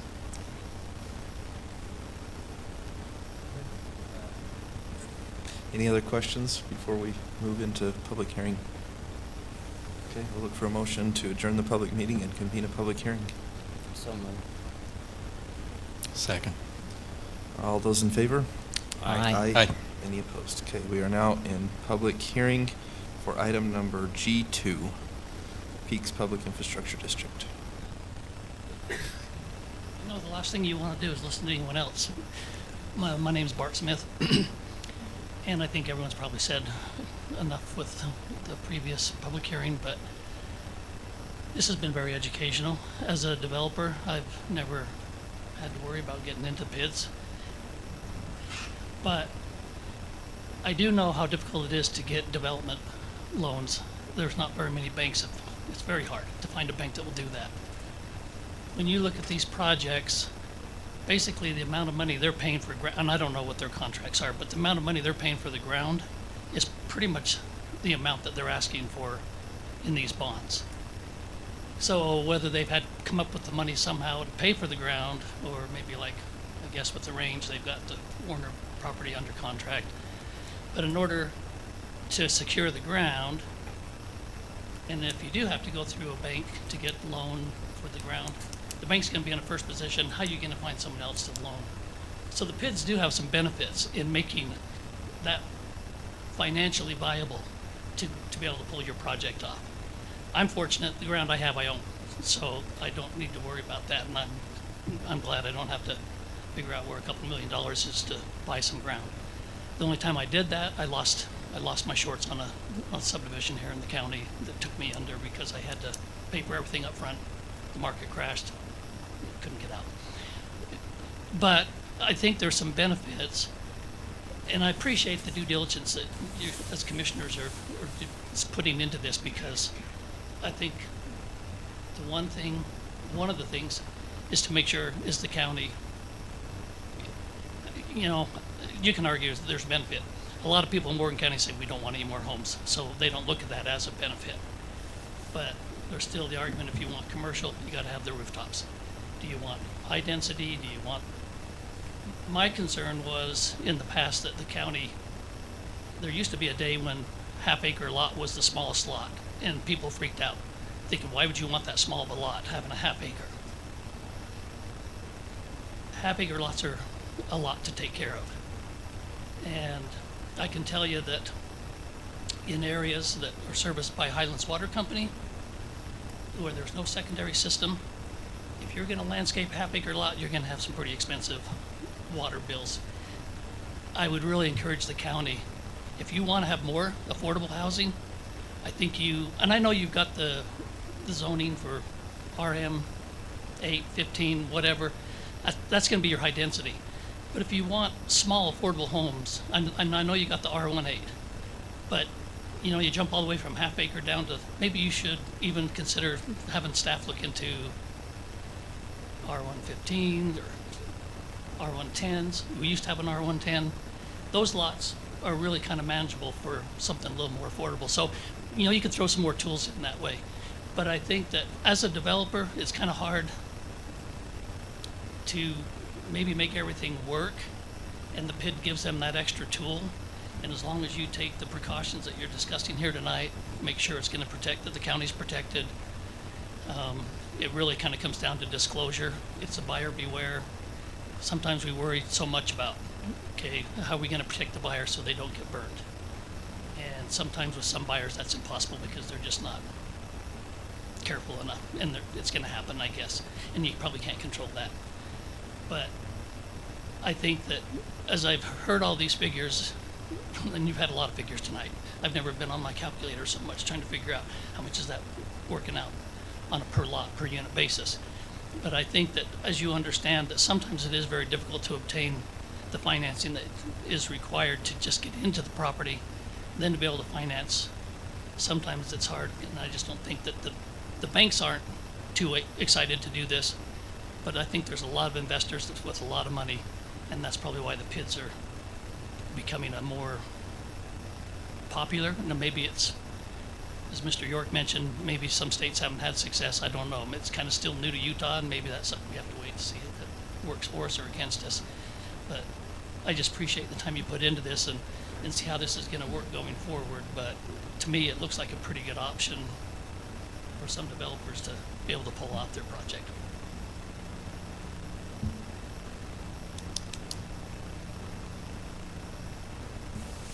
Seeing no additional public comment, we'll look for a motion to adjourn the public hearing and reconvene the public meeting. So moved. Second. All those in favor? Aye. Aye. Any opposed? Okay, motion passes. We are now back in the public meeting on item number G2, the Peaks Public Infrastructure District. I'm assuming we're thinking the same route as the last one? Yep. Any Yep. concerns with that? Okay. Are you To postpone it? Or- same thought process, I Same. think. Yeah. Yeah, Is same there process. is there something that added clarification that is needed for this one to postpone it, or I just want to make sure that I just would like you to maybe have a Zoom meeting with us and give us some charts, figures, spreadsheets, whatever it is, with the differences between them. I mean, this one is a little bit more palatable to me than the other one. I'm still not satisfied with the other one, but this one here is a little bit more palatable. Does the document need to be modified in order to permit the private ownership or the PID's ownership of the? yeah, it would, but you could So I vote would contingent suggest- on those Right. changes, similar to what we were going to do with disclosure.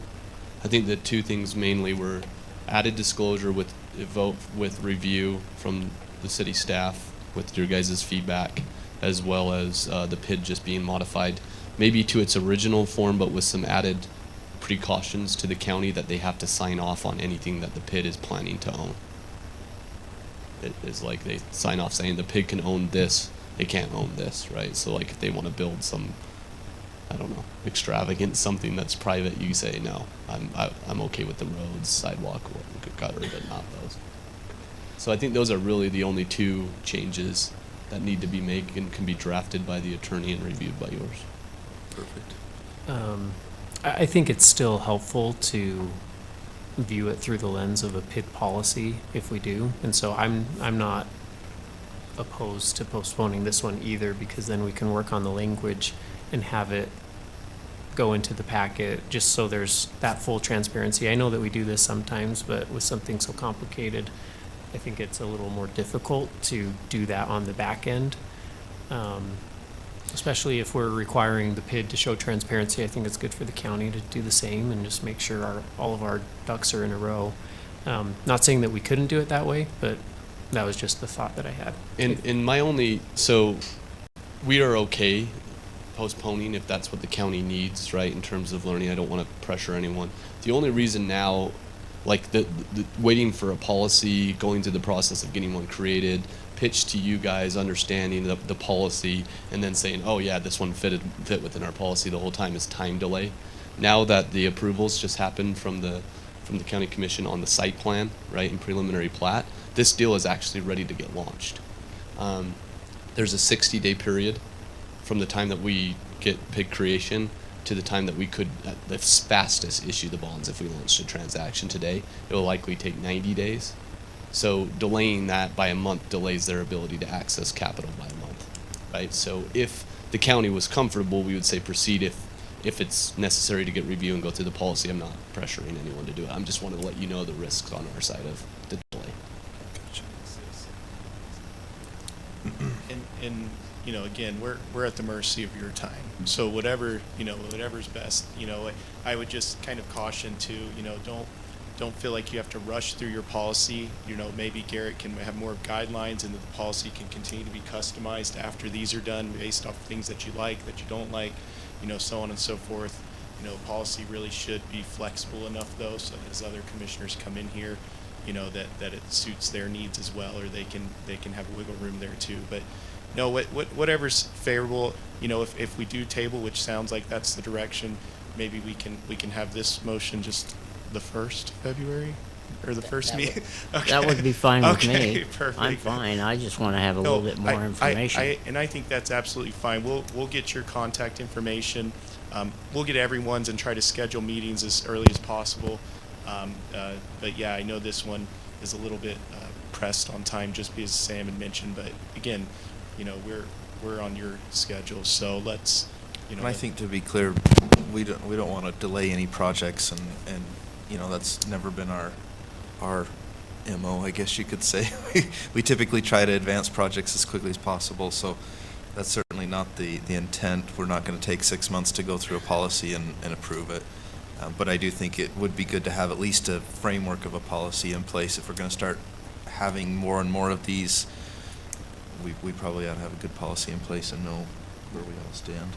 I think that would give you some better assurance too, coming in for the next one, presumably. Absolutely. To say, hey, we know what they're amenable to, we know what they're not, we know where we need to go with this, and I think that would be better for everybody, so. Anything else? If not, let's get a motion made on this deal.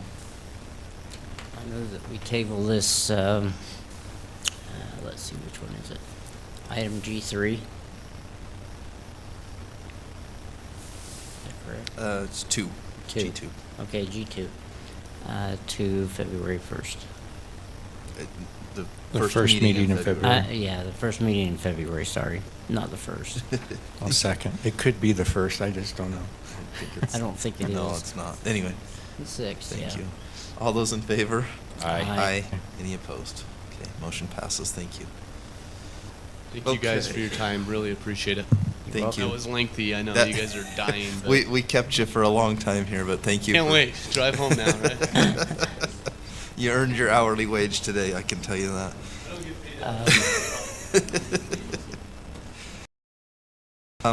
Commissioner Let's take Newton, a real quick it's break. either a break or let's switch around the Let's stuff. let's take a quick break if that's okay. Maybe 5 minutes, we'll come back. Sounds great.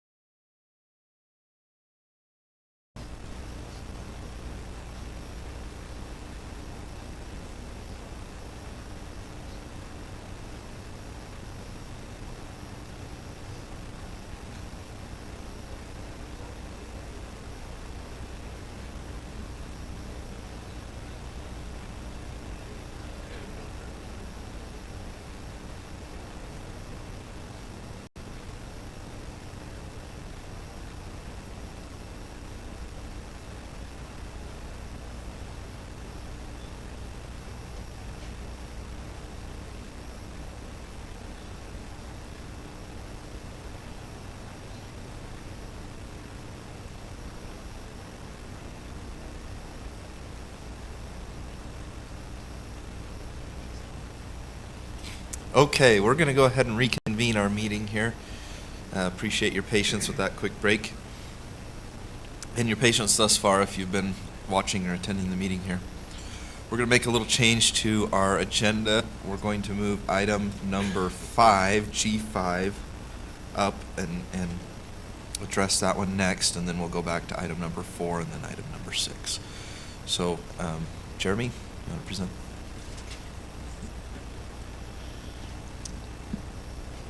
So with it being switched around, item G5 on tonight's agenda is the legislative action for application 23.081.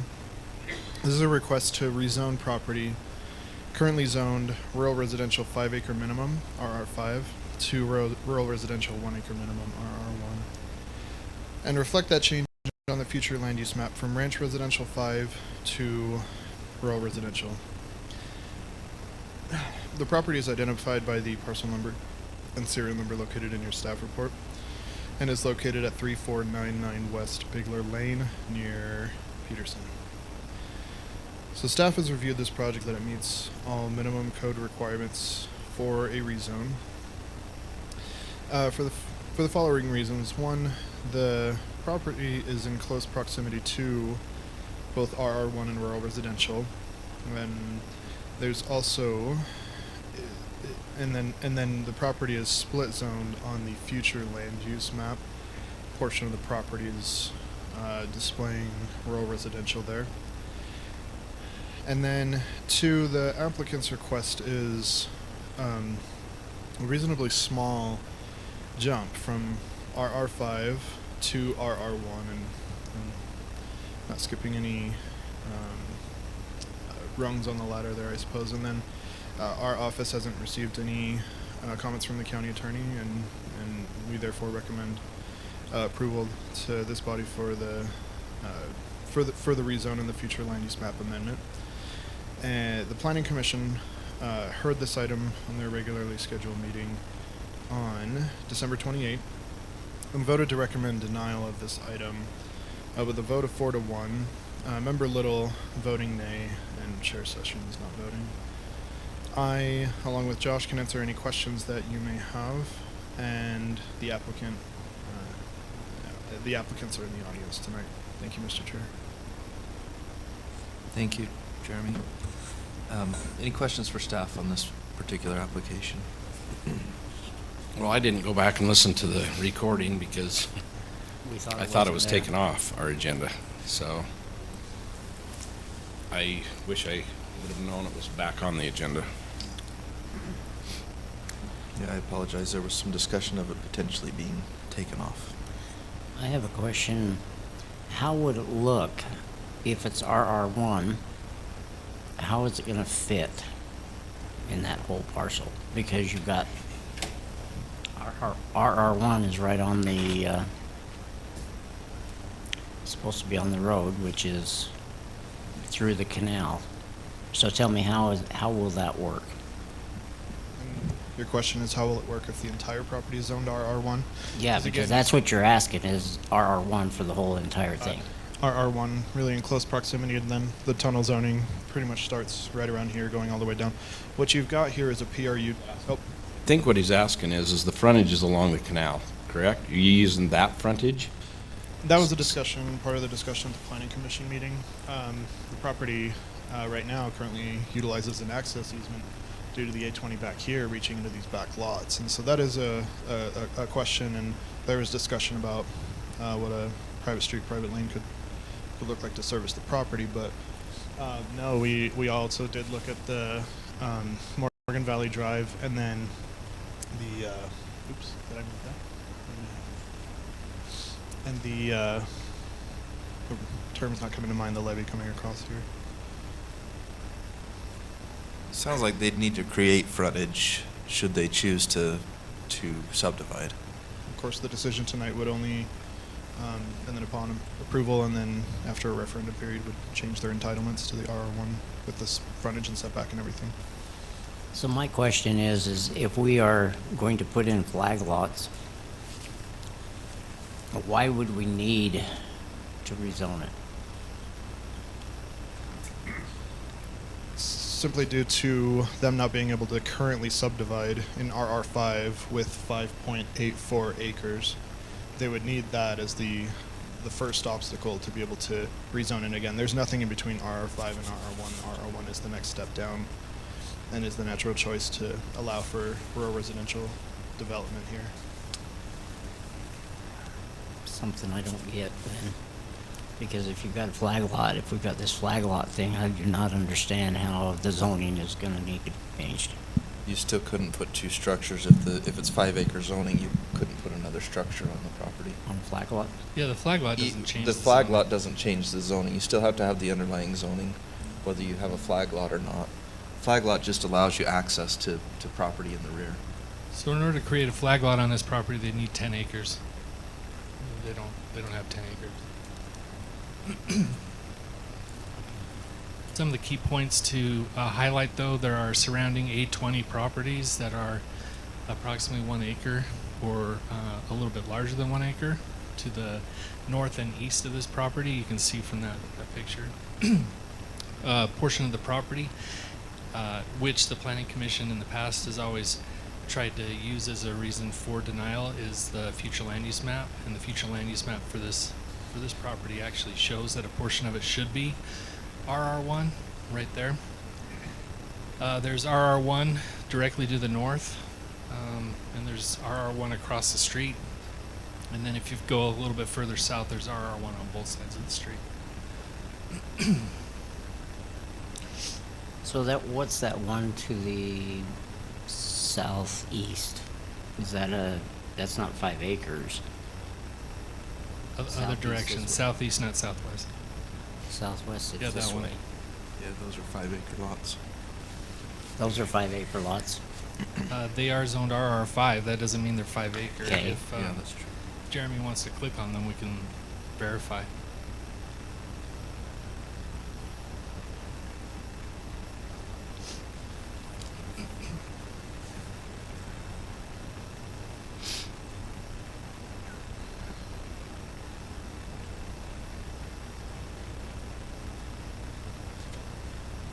You have to click the arrow on that box in the upper right hand corner.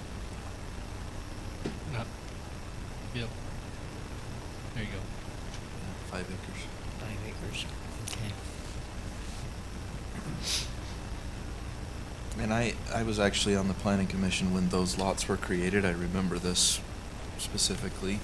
And the reason that they did 5 acre zoning there was because they didn't want to create frontage all along the back side of the canal. And so they used access easements, which are allowed under the 5 acre zoning. So they did 5 acre lots and just use an access easement instead of creating frontage to do.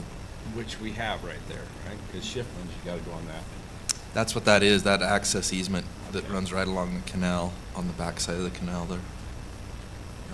Yep. And so by changing it, I don't understand, I mean, you're gonna, that other portion, okay, off of Bigler Lane is gonna be 1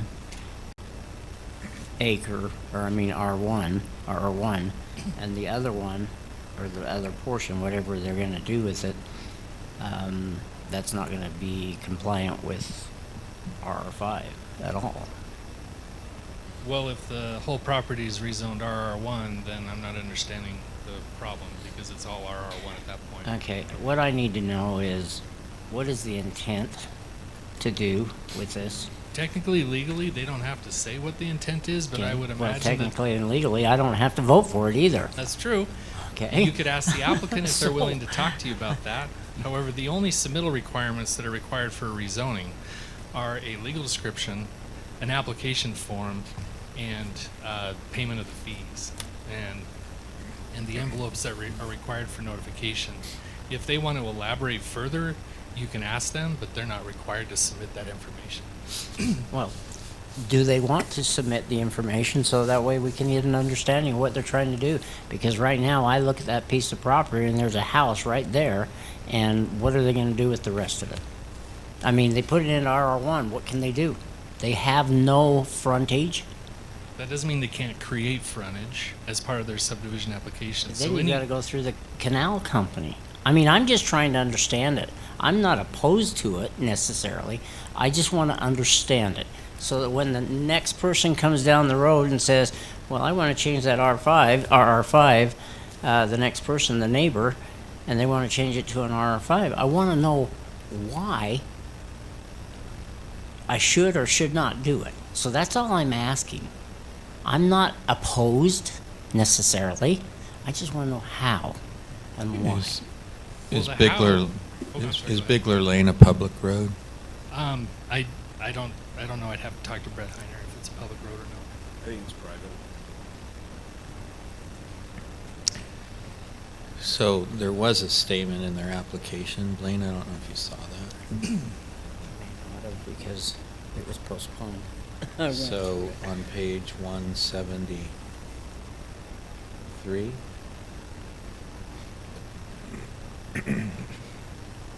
says the applicant submitted the following narrative. I have an empty unfenced field on the north side of my property that I would like to build a smaller home on. Now that my kids are grown and left the house, I am currently surrounded by RR1 acre zoned homes and lots, and the back east side of my property is already zoned RR1, so it would not affect the character of the zone. So it sounds like they want to build another home on Bigler Lane. Yeah.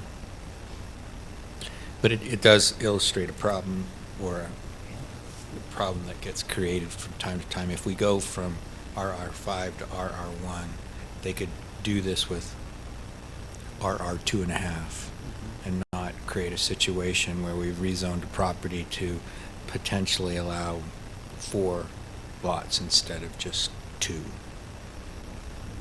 I'm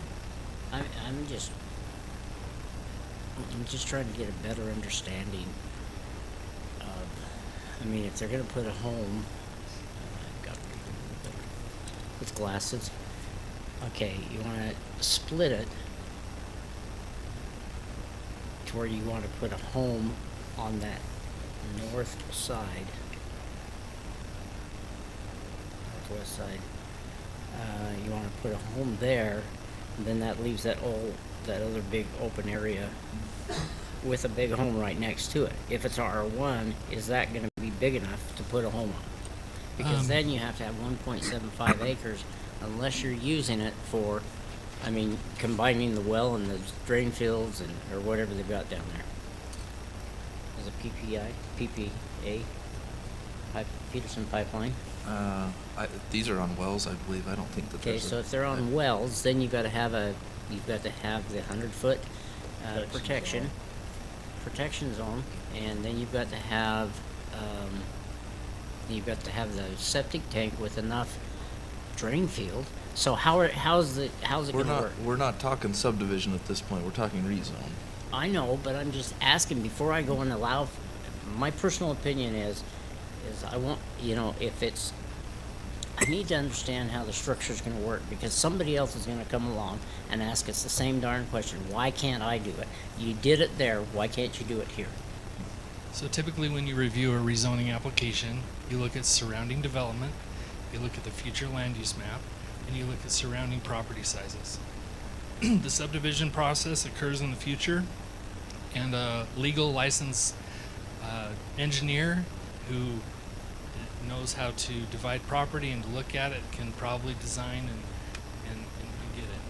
However, in order for this to provide multiple lots, you're going to be looking at large infrastructure costs because they have to create frontage for every lot that they create. So, I mean, it's not impossible, but it's going to be very costly and expensive. But typically for rezonings, you look at the future land use map, you look at the size of the property, size of surrounding properties, zoning, and then you make your decision based on surrounding development, surrounding property sizes, things like that. In this case, it has all of those. It checks the boxes. Now, since it's a legislative item, you can approve, you can deny. It's not an administrative item. But the actual design of the subdivision would come later. And they would have to meet every minimum requirement of our code for a subdivision. They'd have to provide frontage for every lot. They'd have to provide access. They'd have to provide There's certifications from Weber Morgan Health Department for wells and septics, and everything would have to meet the code for everything listed in our zoning ordinance and our subdivision regulations. So does that mean we make the rest of that old subdivision RR1? Because you've got 1, 2, 3, 4 homes there that are all RR5. They haven't come in to request that. That's true. But now to keep a conformity, or within a conformity within that area, every single one of them could be able, should come in, or maybe we just rezone the whole area. Not necessarily should. You have an application in front of you. There's nothing in state statutes that says you can't have property within a single subdivision that's different zones. There's nothing that says you can't do that.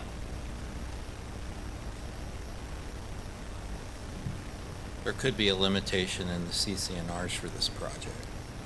That is that true. Prohibits further subdivision. I Again, don't even know if they have CCNRs, but CCNRs, I don't review those. I don't look at those. It's not our issue, but That's correct.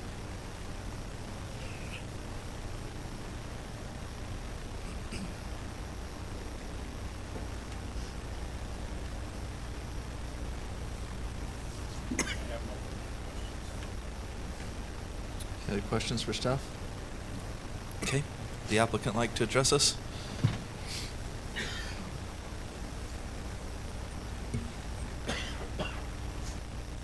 My name is Jared Penrod. Thank you again for this opportunity to talk to you about this my property here. I'm not going to do a PID, so I think we're good there. But yeah, I understand, Commissioner Fackrell, your concern on it. We've been in the community. We have built a couple homes in Mountain Green, and we've lived in this one for 10 plus years and been here a while. We're not wanting to do a subdivision, and like Josh said, we don't necessarily have that subdivision planned yet. It was just we were hoping to, like Commissioner, I'm sorry, McConnell. Yes, sir. You mentioned we were hoping to just basically to scale down a little bit, and with all the properties on Bigler Lane, there already are one. We were hoping just to do that piece on that side there, but we don't. Again, we didn't know if this was going to be an option for us or not. We would love to stay in this area. It's just it's a piece of land that we just haven't utilized, and we're hoping to have that as an opportunity to scale back a little bit. So that was our intent on it. To subdivide the rest of the piece of the land. Our current home sits right in the middle of it. I know there's been some concern about this other piece over here. But that's my barn on it right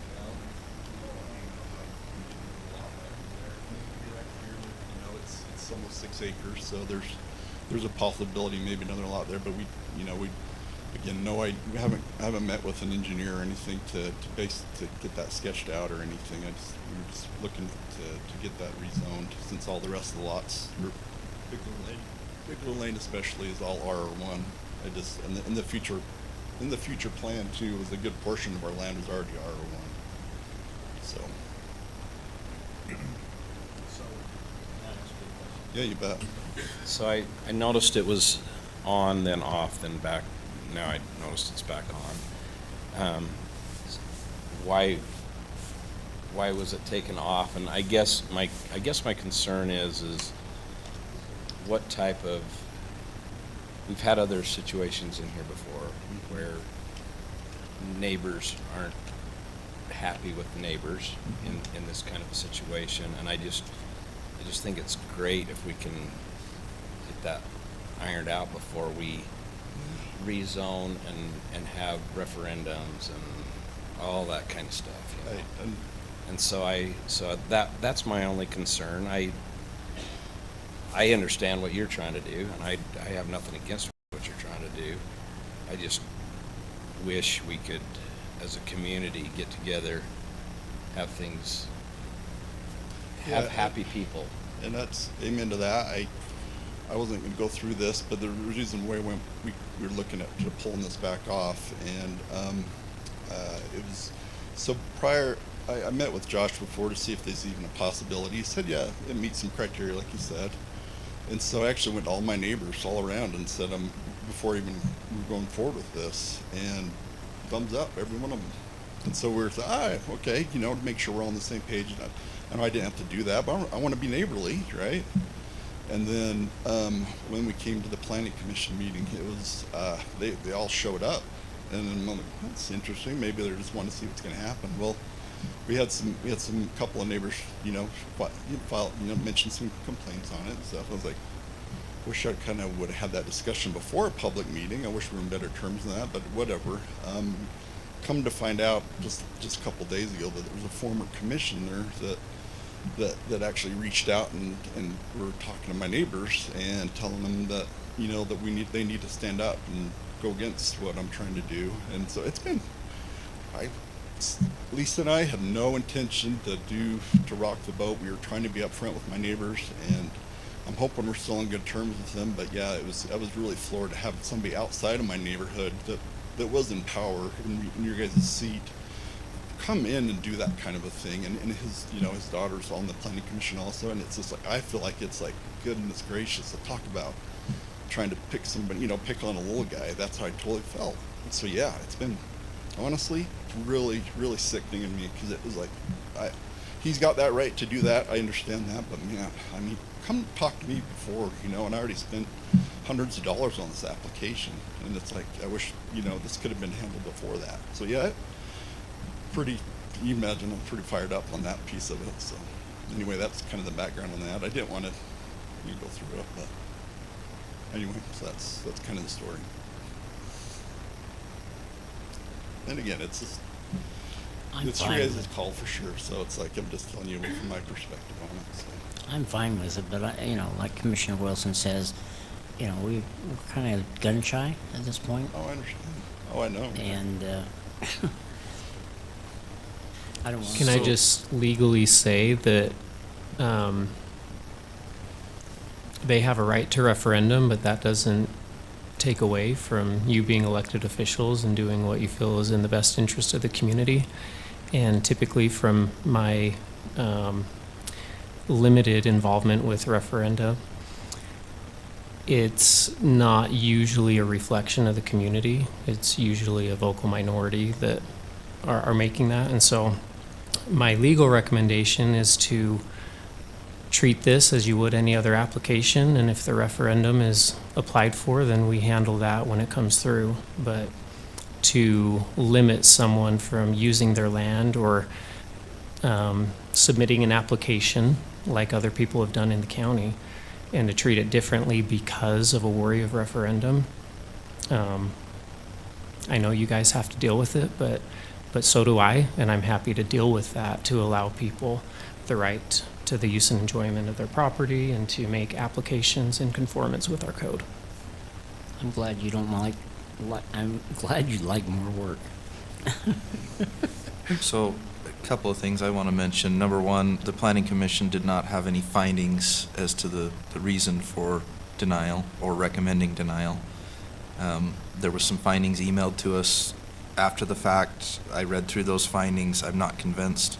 One says it doesn't fit with the current zoning in the area. I actually disagree, because if I look at that map, this property is surrounded on 3 sides by lots that are smaller than 5 acres. From J. Taylor across the street there, across Bigler Lane, to the lots behind you, to the lots across the canal. So 3 sides of it are surrounded by lots that are smaller than 5 acres. So to say that it doesn't fit with the current zoning, to me, is a little disingenuous. The second says it doesn't comply with the area plan. Well, I disagree with that as well. The area plan does not specify that this particular area is to remain RR5. It's currently on the future land use map that way, but actually if you go look at the current zoning map, and maybe you can pull this up and we zoom it way out, the only area that's zoned RR5 in this area is right around your property. That's it. There's 5 or 6 lots there. Everything else is tunnel zoning, and it's 1 acre zoning the entire length of Morgan Valley Drive. So to me, the only reason, and I know for a fact, because again, I was on the Planning Commission when those lots were created, The only reason they went with RR5 with those was because they were on the backside of the canal, and at the time they didn't want to create frontage, and so they saw it as an opportunity. We can do 5-acre lots and just have an access easement.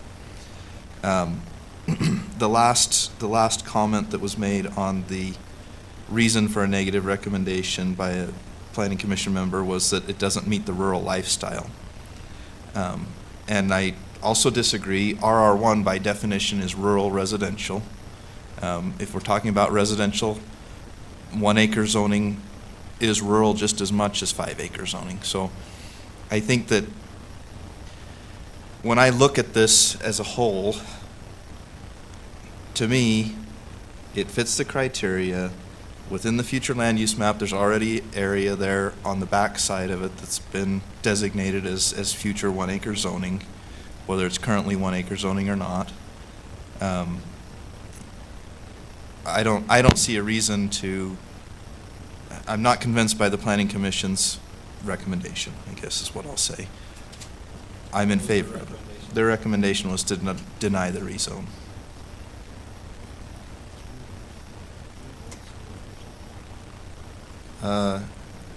There was just one, it was 4-1. 4-1. Okay.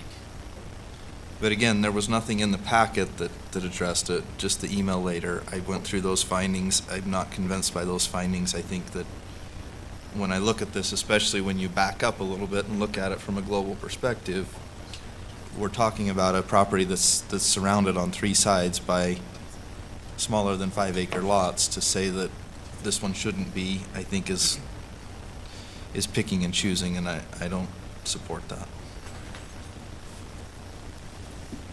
Those are just my thoughts.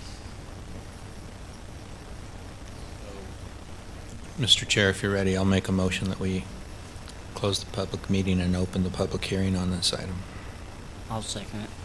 We have a motion and a second. All those in favor? Aye. Any opposed?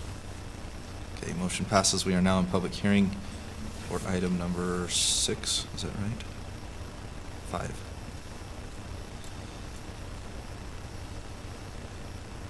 Sorry to get up again. I don't even know the Penrods, but this is a rezone, and when you look at it, we can't look at, oh, what are they going to do? I'm a little discouraged with the Plan Commission. They're not really, they look for every reason not to approve things. I have to agree with what Chairman Newton mentioned. They're not valid arguments. I think those decisions are more emotional. But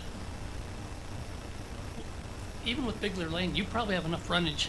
It's a private road, but if the codes still say 200 feet gives you a lot, they can squeeze 2 lots in there. They can carve a 1-acre out for the new home. They could probably go a PRUD route, put 2 lots, leave all the back stuff where the barn is common ground, and there'll never be more than 2 lots. But I think you're still looking at the rezone, and with all the 1-acre adjacent to it, I hope you don't make decisions based on threats of referendums. What a sad society it is when we get to that point that we have the extreme radical handful of people affecting really what's right and what's best in the decision making of this county. Just last comment. I think for them sitting through that whole PID discussion, we should give them approval. Thank you.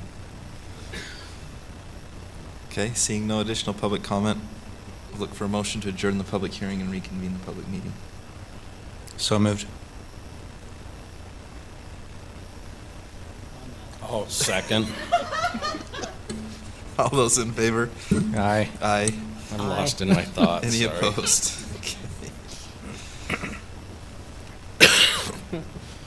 Excuse me. Okay, we are back in public meeting regarding this item.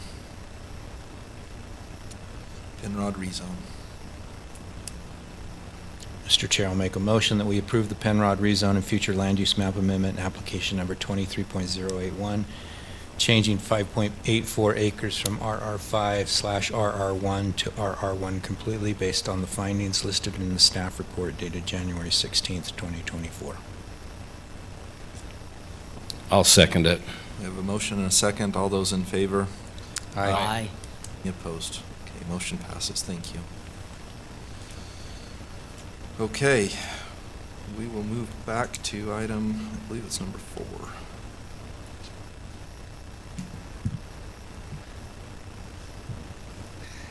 Flag lots. The directed staff to draft an ordinance for and text for flag lots about a year ago. Staff drafted that text and we presented it to the Planning Commission. We held multiple work sessions with them, and we went through and the text was modified according to those comments. After the text was modified, the Planning Commission recommended denial 4-0 with Planning Commissioner Miller abstaining from voting and Chair Debbie Sessions not voting.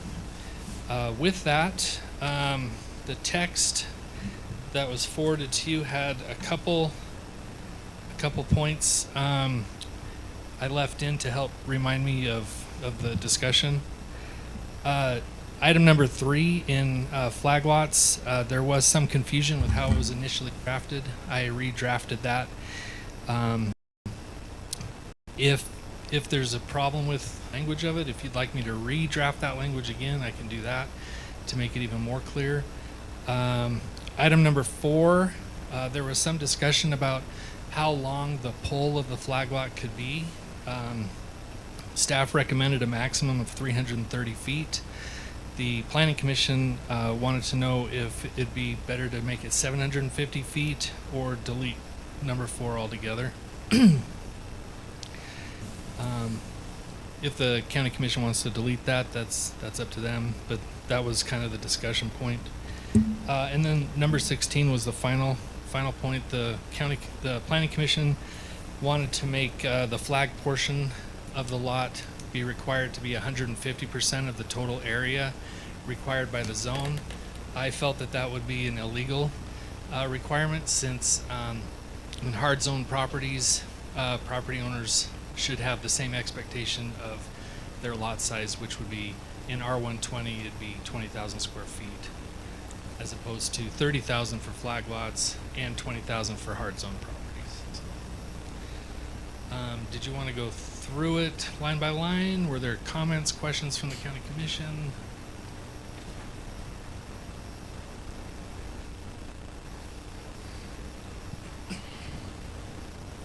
So item 16 was something that they were suggesting? And I crossed it out because I don't think that's legal. You don't think, or you know? Everywhere else I've worked, it would be illegal to require one property owner to have a larger lot than another property owner. Hard zone properties, R120, the expectation is 20,000 square feet. R110, 10,000 square feet, etc. So to require another property owner to have a lot that's larger than that, I would say is not legal. But we have a land use attorney, he can correct me if I'm wrong. I agree with your deletion. Let me put it that way.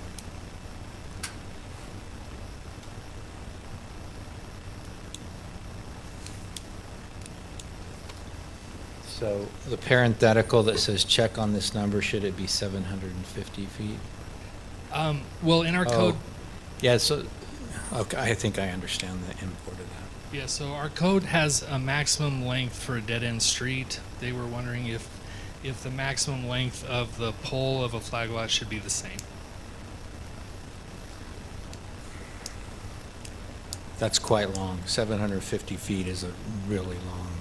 It's a very long distance. I think 100 yards should get them there. I thought 330 feet was a fair distance. Wouldn't want to have to shovel that driveway. I hate the 300 foot that I have now. So, one of the, I think, concerns with this in general is just that the potential for a lot of our existing properties to be subdivided and create flag lots behind existing homes throughout the county. That's definitely a concern that I have. is there any thought to how we might address that? I see some benefit to flag lots in certain situations, particularly in some newer subdivisions where the for lack of a better word, the parent property, the initial property, maybe has a shape that just makes more sense to have a flag lot in certain areas. But I would hate to see every lot on Old Highway and Morgan Valley Drive turn into a flag lot. Any thoughts on how we might address that to try to limit it to the situations where it maybe makes a little more sense and not just blanket across the county? The way I've drafted it would limit the number of flag lots you could have anyway.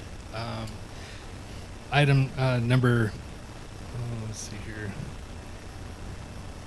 here. Number 3, there shall be a minimum separation between the edges of the flag poles, so you couldn't have more than one flag lot next to each other. So you'd have a flag lot, and then you'd have to have the full frontage of the zone that you're in before you could have another flag lot. And so there are some considerations that I put in to limit the number of flag lots along roads that way. If you want to limit it to new subdivisions that are, sub 1 acre, that would be completely up to you. In my year and a half here, I've had multiple people come in. None of them have been in the small lot areas. They have the long, narrow lots along Old Highway Road and 66, and they want to divide off, and they don't have the frontage for 2 lots. So this would keep it so that they don't have to put in a street in order to divide, which would keep the cost down. So, the question I have is back to the other discussion. So is there a size limit of a piece of property that a flag lot can go onto?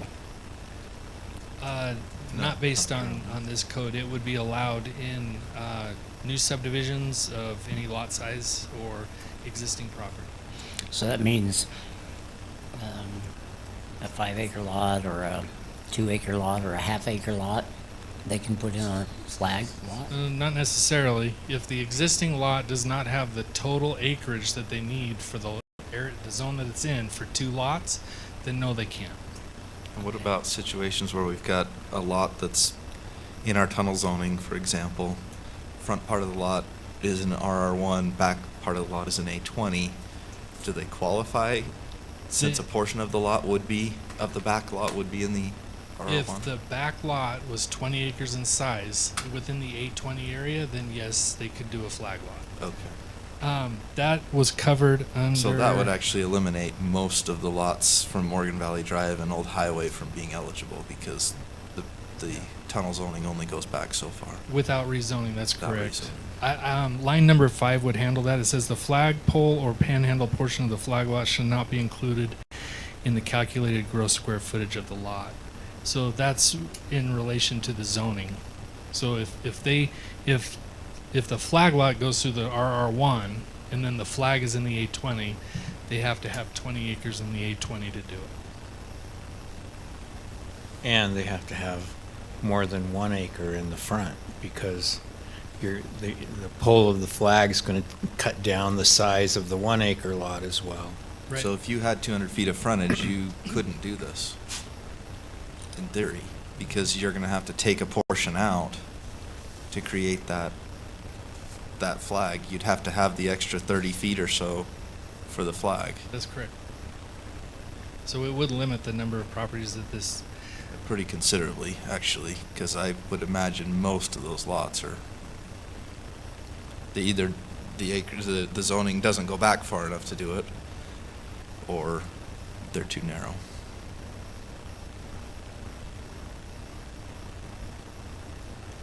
So you're saying on an RR1 that has 200 feet of frontage that this would not work on? Correct, because they'd need 200 feet of frontage for the existing lot that's going to be in front, and then they'd need another 30 feet for the flag. So if they only had 200, they don't have enough. They can't make their current lot non-conforming to... Correct, yeah, you can't create a flag lot. Make a current lot non-conforming. It's got to stay conforming. Yeah, our non-conforming sections say that we cannot enlarge or expand upon a non-conformity, and nor can we create one. I'm just trying to get an idea. that would greatly reduce the number of lots. Now, I mean, one thought is we could do this only on new subdivisions. I don't know if that solves the issue that we were trying to resolve or not. Well, and I suspect the people that have come to Josh to ask about the possibility are not in new subdivisions.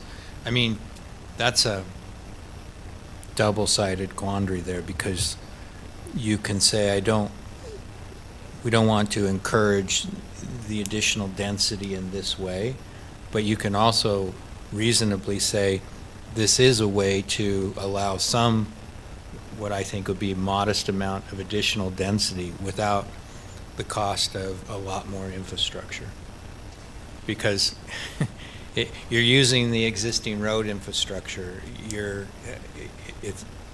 there's going to be some extension of other utilities, but the existing road infrastructure and those utilities are there, they're proximate. I don't know how it works out with wells and that necessarily. That's going to but reduce it too, though. Potentially, Have particularly if multiple you were wells and talking septic about a tanks. smaller lot to begin with. Yeah. It's going to be harder. So they declined it based on these findings here, or they wanted to change these and then they were okay with it, or they were against it totally? I read their denial as being against it totally for the basis stated in their findings. 3 items listed.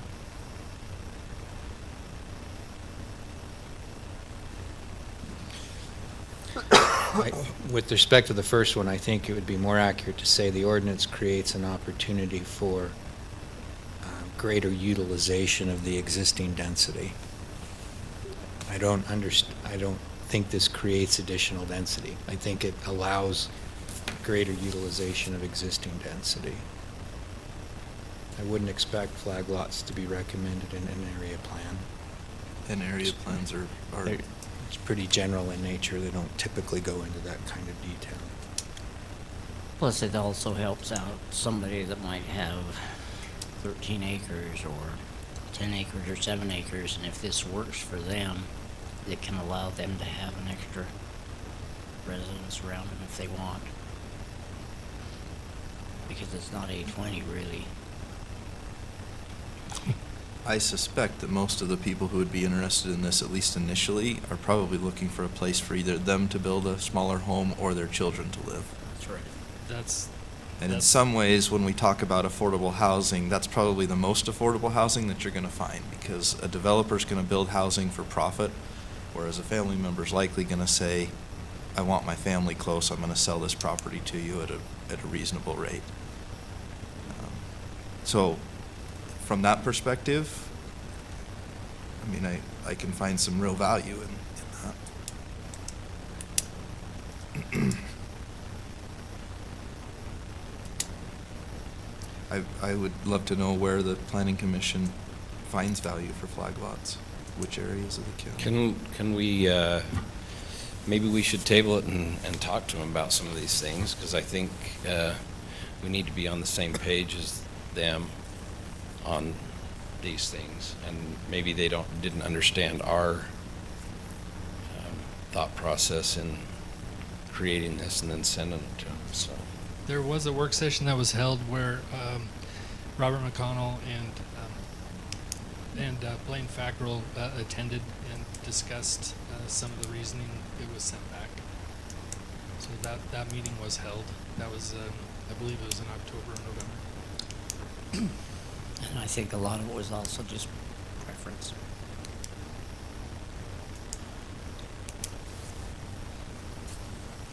I'm okay with postponing it if you want to. Otherwise, I'd say, looks good to me.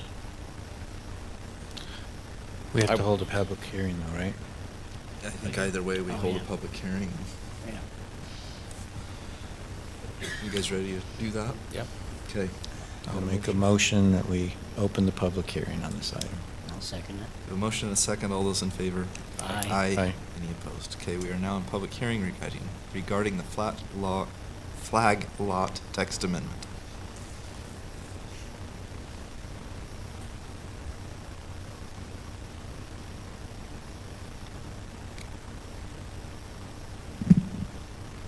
Tina Kelly, Mountain Green.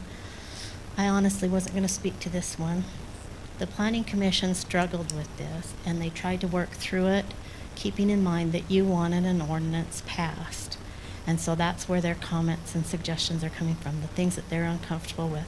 I think if you want to have a work session with them, that would be great, or if you don't, that would be great. They honestly tried to take what you said and work through it, and they've done that with several of the ordinances recently, and they've done that with respect to the commission. Thank you.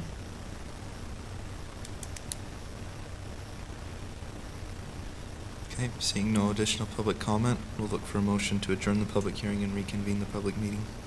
So moved. Second. All those in favor? Aye. Aye.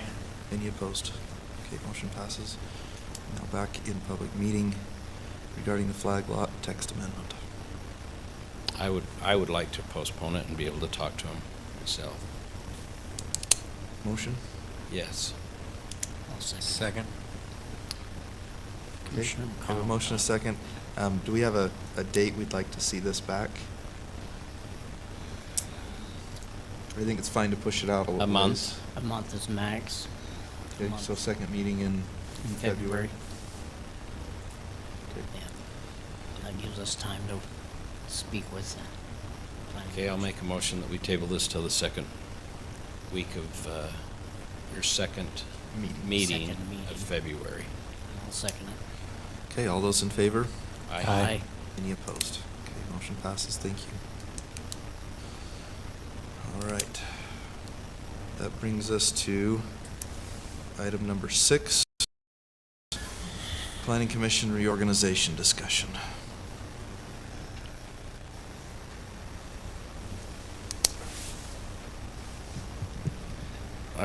I would personally move that we postpone this as well so we can have more discussion on it.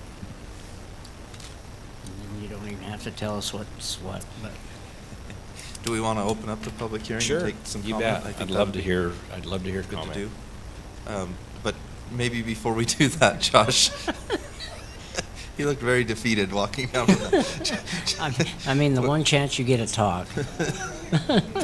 Would you like to just give us a brief intro to this, and then we can move into the public hearing? Sure. I mean, you're the legislative body. You can switch it up if you want. I've been talking a lot tonight anyway. County Commission directed staff to draft proposed text for the reorganization of the Planning Commission. Staff drafted the text to mirror the voting areas or voting districts. I wrote in voting districts, but my understanding is it's voting areas. There's 4 voting areas, and then there'd be a 5th planning commissioner at large. Based on some additional conversations with some of the county commissioners, there might be a couple other ways that you could do that. This was heard by the Planning Commission. We included a sheet with their findings as to why they want to keep it the same, and they recommended denial. With that, do you have any questions? I know it was a lengthy meeting. That's an understatement. Almost as bad as this. Actually, it was probably worse. We started an hour and a half later, so That's true. for that one. True. And one of ours isn't even here. I don't have anything I for don't Josh. I'll make a motion that we open the public hearing on this item. Second. A motion and a second. All those in favor? Aye. Aye. Any opposed? Okay, we're now in public hearing regarding the Planning Commission reorganization.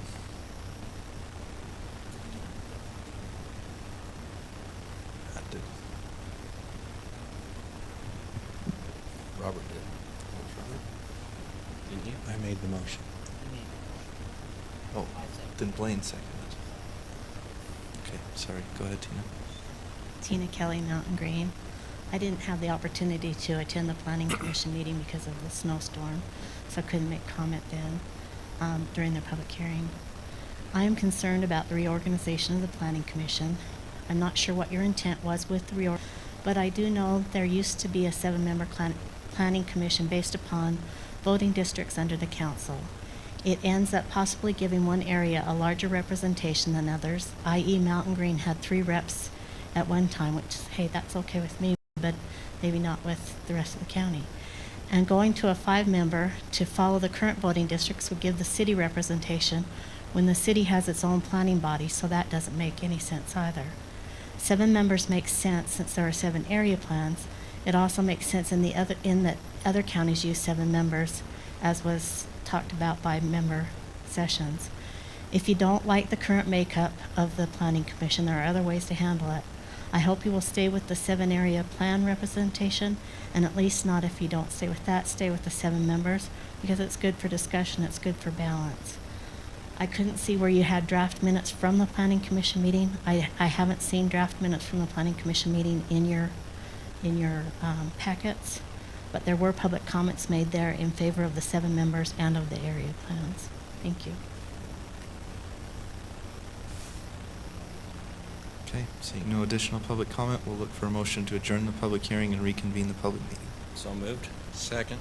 All those in favor? Aye. Aye. Any opposed? Okay, motion passes. We are back in public meeting. So my reasoning for postponing it was having listened to I think there were some valid points by the public planning commission on S7. I also feel like we could do a better job of communicating with them some of our reasonings of what we're sending to them. For that, I think we ought to discuss it further before we make a decision. So that's why I recommend tabling it. I certainly don't think this is something that we need to rush into. I think I like the fact that they gave us some findings and recommendations, and I'm perfectly willing to listen to them and consider them and talk about the way it ultimately gets put together in a way that's best for the county. I will agree. I'm on board with that as well. So, we have a motion, right? Did we get a second on that We didn't motion? get a second, but I'll second it. Well, we didn't Wasn't establish really a stated timeframe as a on it, motion. did we? That we table it till the second meeting of February. Okay. I'll second that. Okay, motion and a second. All those in favor? Aye. Any opposed? Okay, motion passes.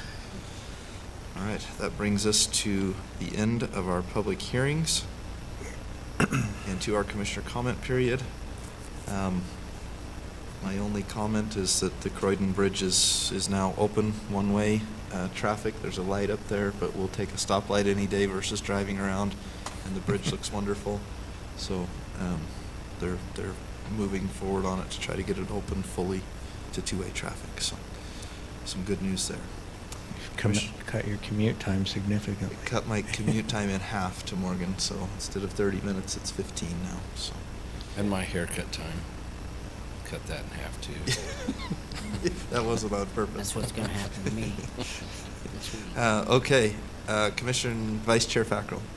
I don't want to belabor this. We can do this another time. I don't know if any of you have signed up for the policy steering committees by UAC. If you haven't, or if you have, let me know so that I don't try to attend one. Because I think we need to have a voice in some of these decisions by the legislature. So anyway, I attended the Revenue and Taxation Steering Committee today, and there's about 1, 2, 3, 4, 5, 6, 7, 8, 9, 10 bills that we're following. Some of them are in full support of the UAC, some are monitor to see what happens. And if you'd like, I can send those out to you in an email. And So are you doing the legislative update call as well? yes, I am. Yeah, if you will send an email each time, Okay. that'd be great. All right. And I spent 2 days last week in a Weaver River partnership, and it's kind of interesting how we have a partnership and we also have a can't think of what it's called, an association set up by the state. for the Weaver River, that everybody on the whole Weaver River, there's components of that, and they can't really go out and fundraise where the Weaver River Partnership can. And so one's a 501c3 and the other one is just a government entity or a volunteer agency, or not an agency, a group that does things in the river. And the biggest emphasis is that ag is getting a big, what do you call it? It seems like people are trying to get rid of agriculture. And I think in our county, we need to put more emphasis on keeping agriculture as much as possible. And there's ways to do it. And anyway, there's a lot of different things here that we can do. There was one part of it that was set up to, there's xeriscaping, and it doesn't have to be ugly, and it can be used. You can put in grass under that in xeriscaping, because they found out that sometimes when you put in brush and flowers and all those kinds of things, you could also go and put in another type of a grass that will make it to where it uses less water than those other things. And so that was one of their big things, is using less water and doing whatever is needed to make it to where we use less water. And part of those areas was in the kind of plants and heat by using, if you use wood chips, that creates higher temperatures, which causes more evaporation, and not as much goes back into the aquifer. So there's a lot of different things, and if any of you are interested in that, I can give you some more information on it. If not, I won't bother you with it. And there's been lots, but that's all I'm going to discuss at this point. I was just going to say, I thought you weren't going to belabor this. No, I'm kidding. Commissioner McConnell. I didn't. That was only a couple minutes. I'll defer and allow Commissioner Wilson to take my time. Commissioner Wilson. And I'll give mine up to you, Mike, unless you want me to talk a little bit about anything on the fair or anything. So Let's have a separate discussion on that, Okay. if you're okay with that. Yep. Okay, perfect. That being said, that brings us to the end of our meeting. Any other items? Yeah, can we have a closed Yeah, session? we can do that. For the purpose of competency of an individual. Character, Character. professional Yeah, competency. that's it. That's what it's called. And then I don't know what hers is. Oh, and legal. I want to ask some questions on legality. Okay. Pending or Pending imminent litigation. And property. Yes, ma'am. And property, yeah. Okay. That's the Purchase or only- disposition of real property.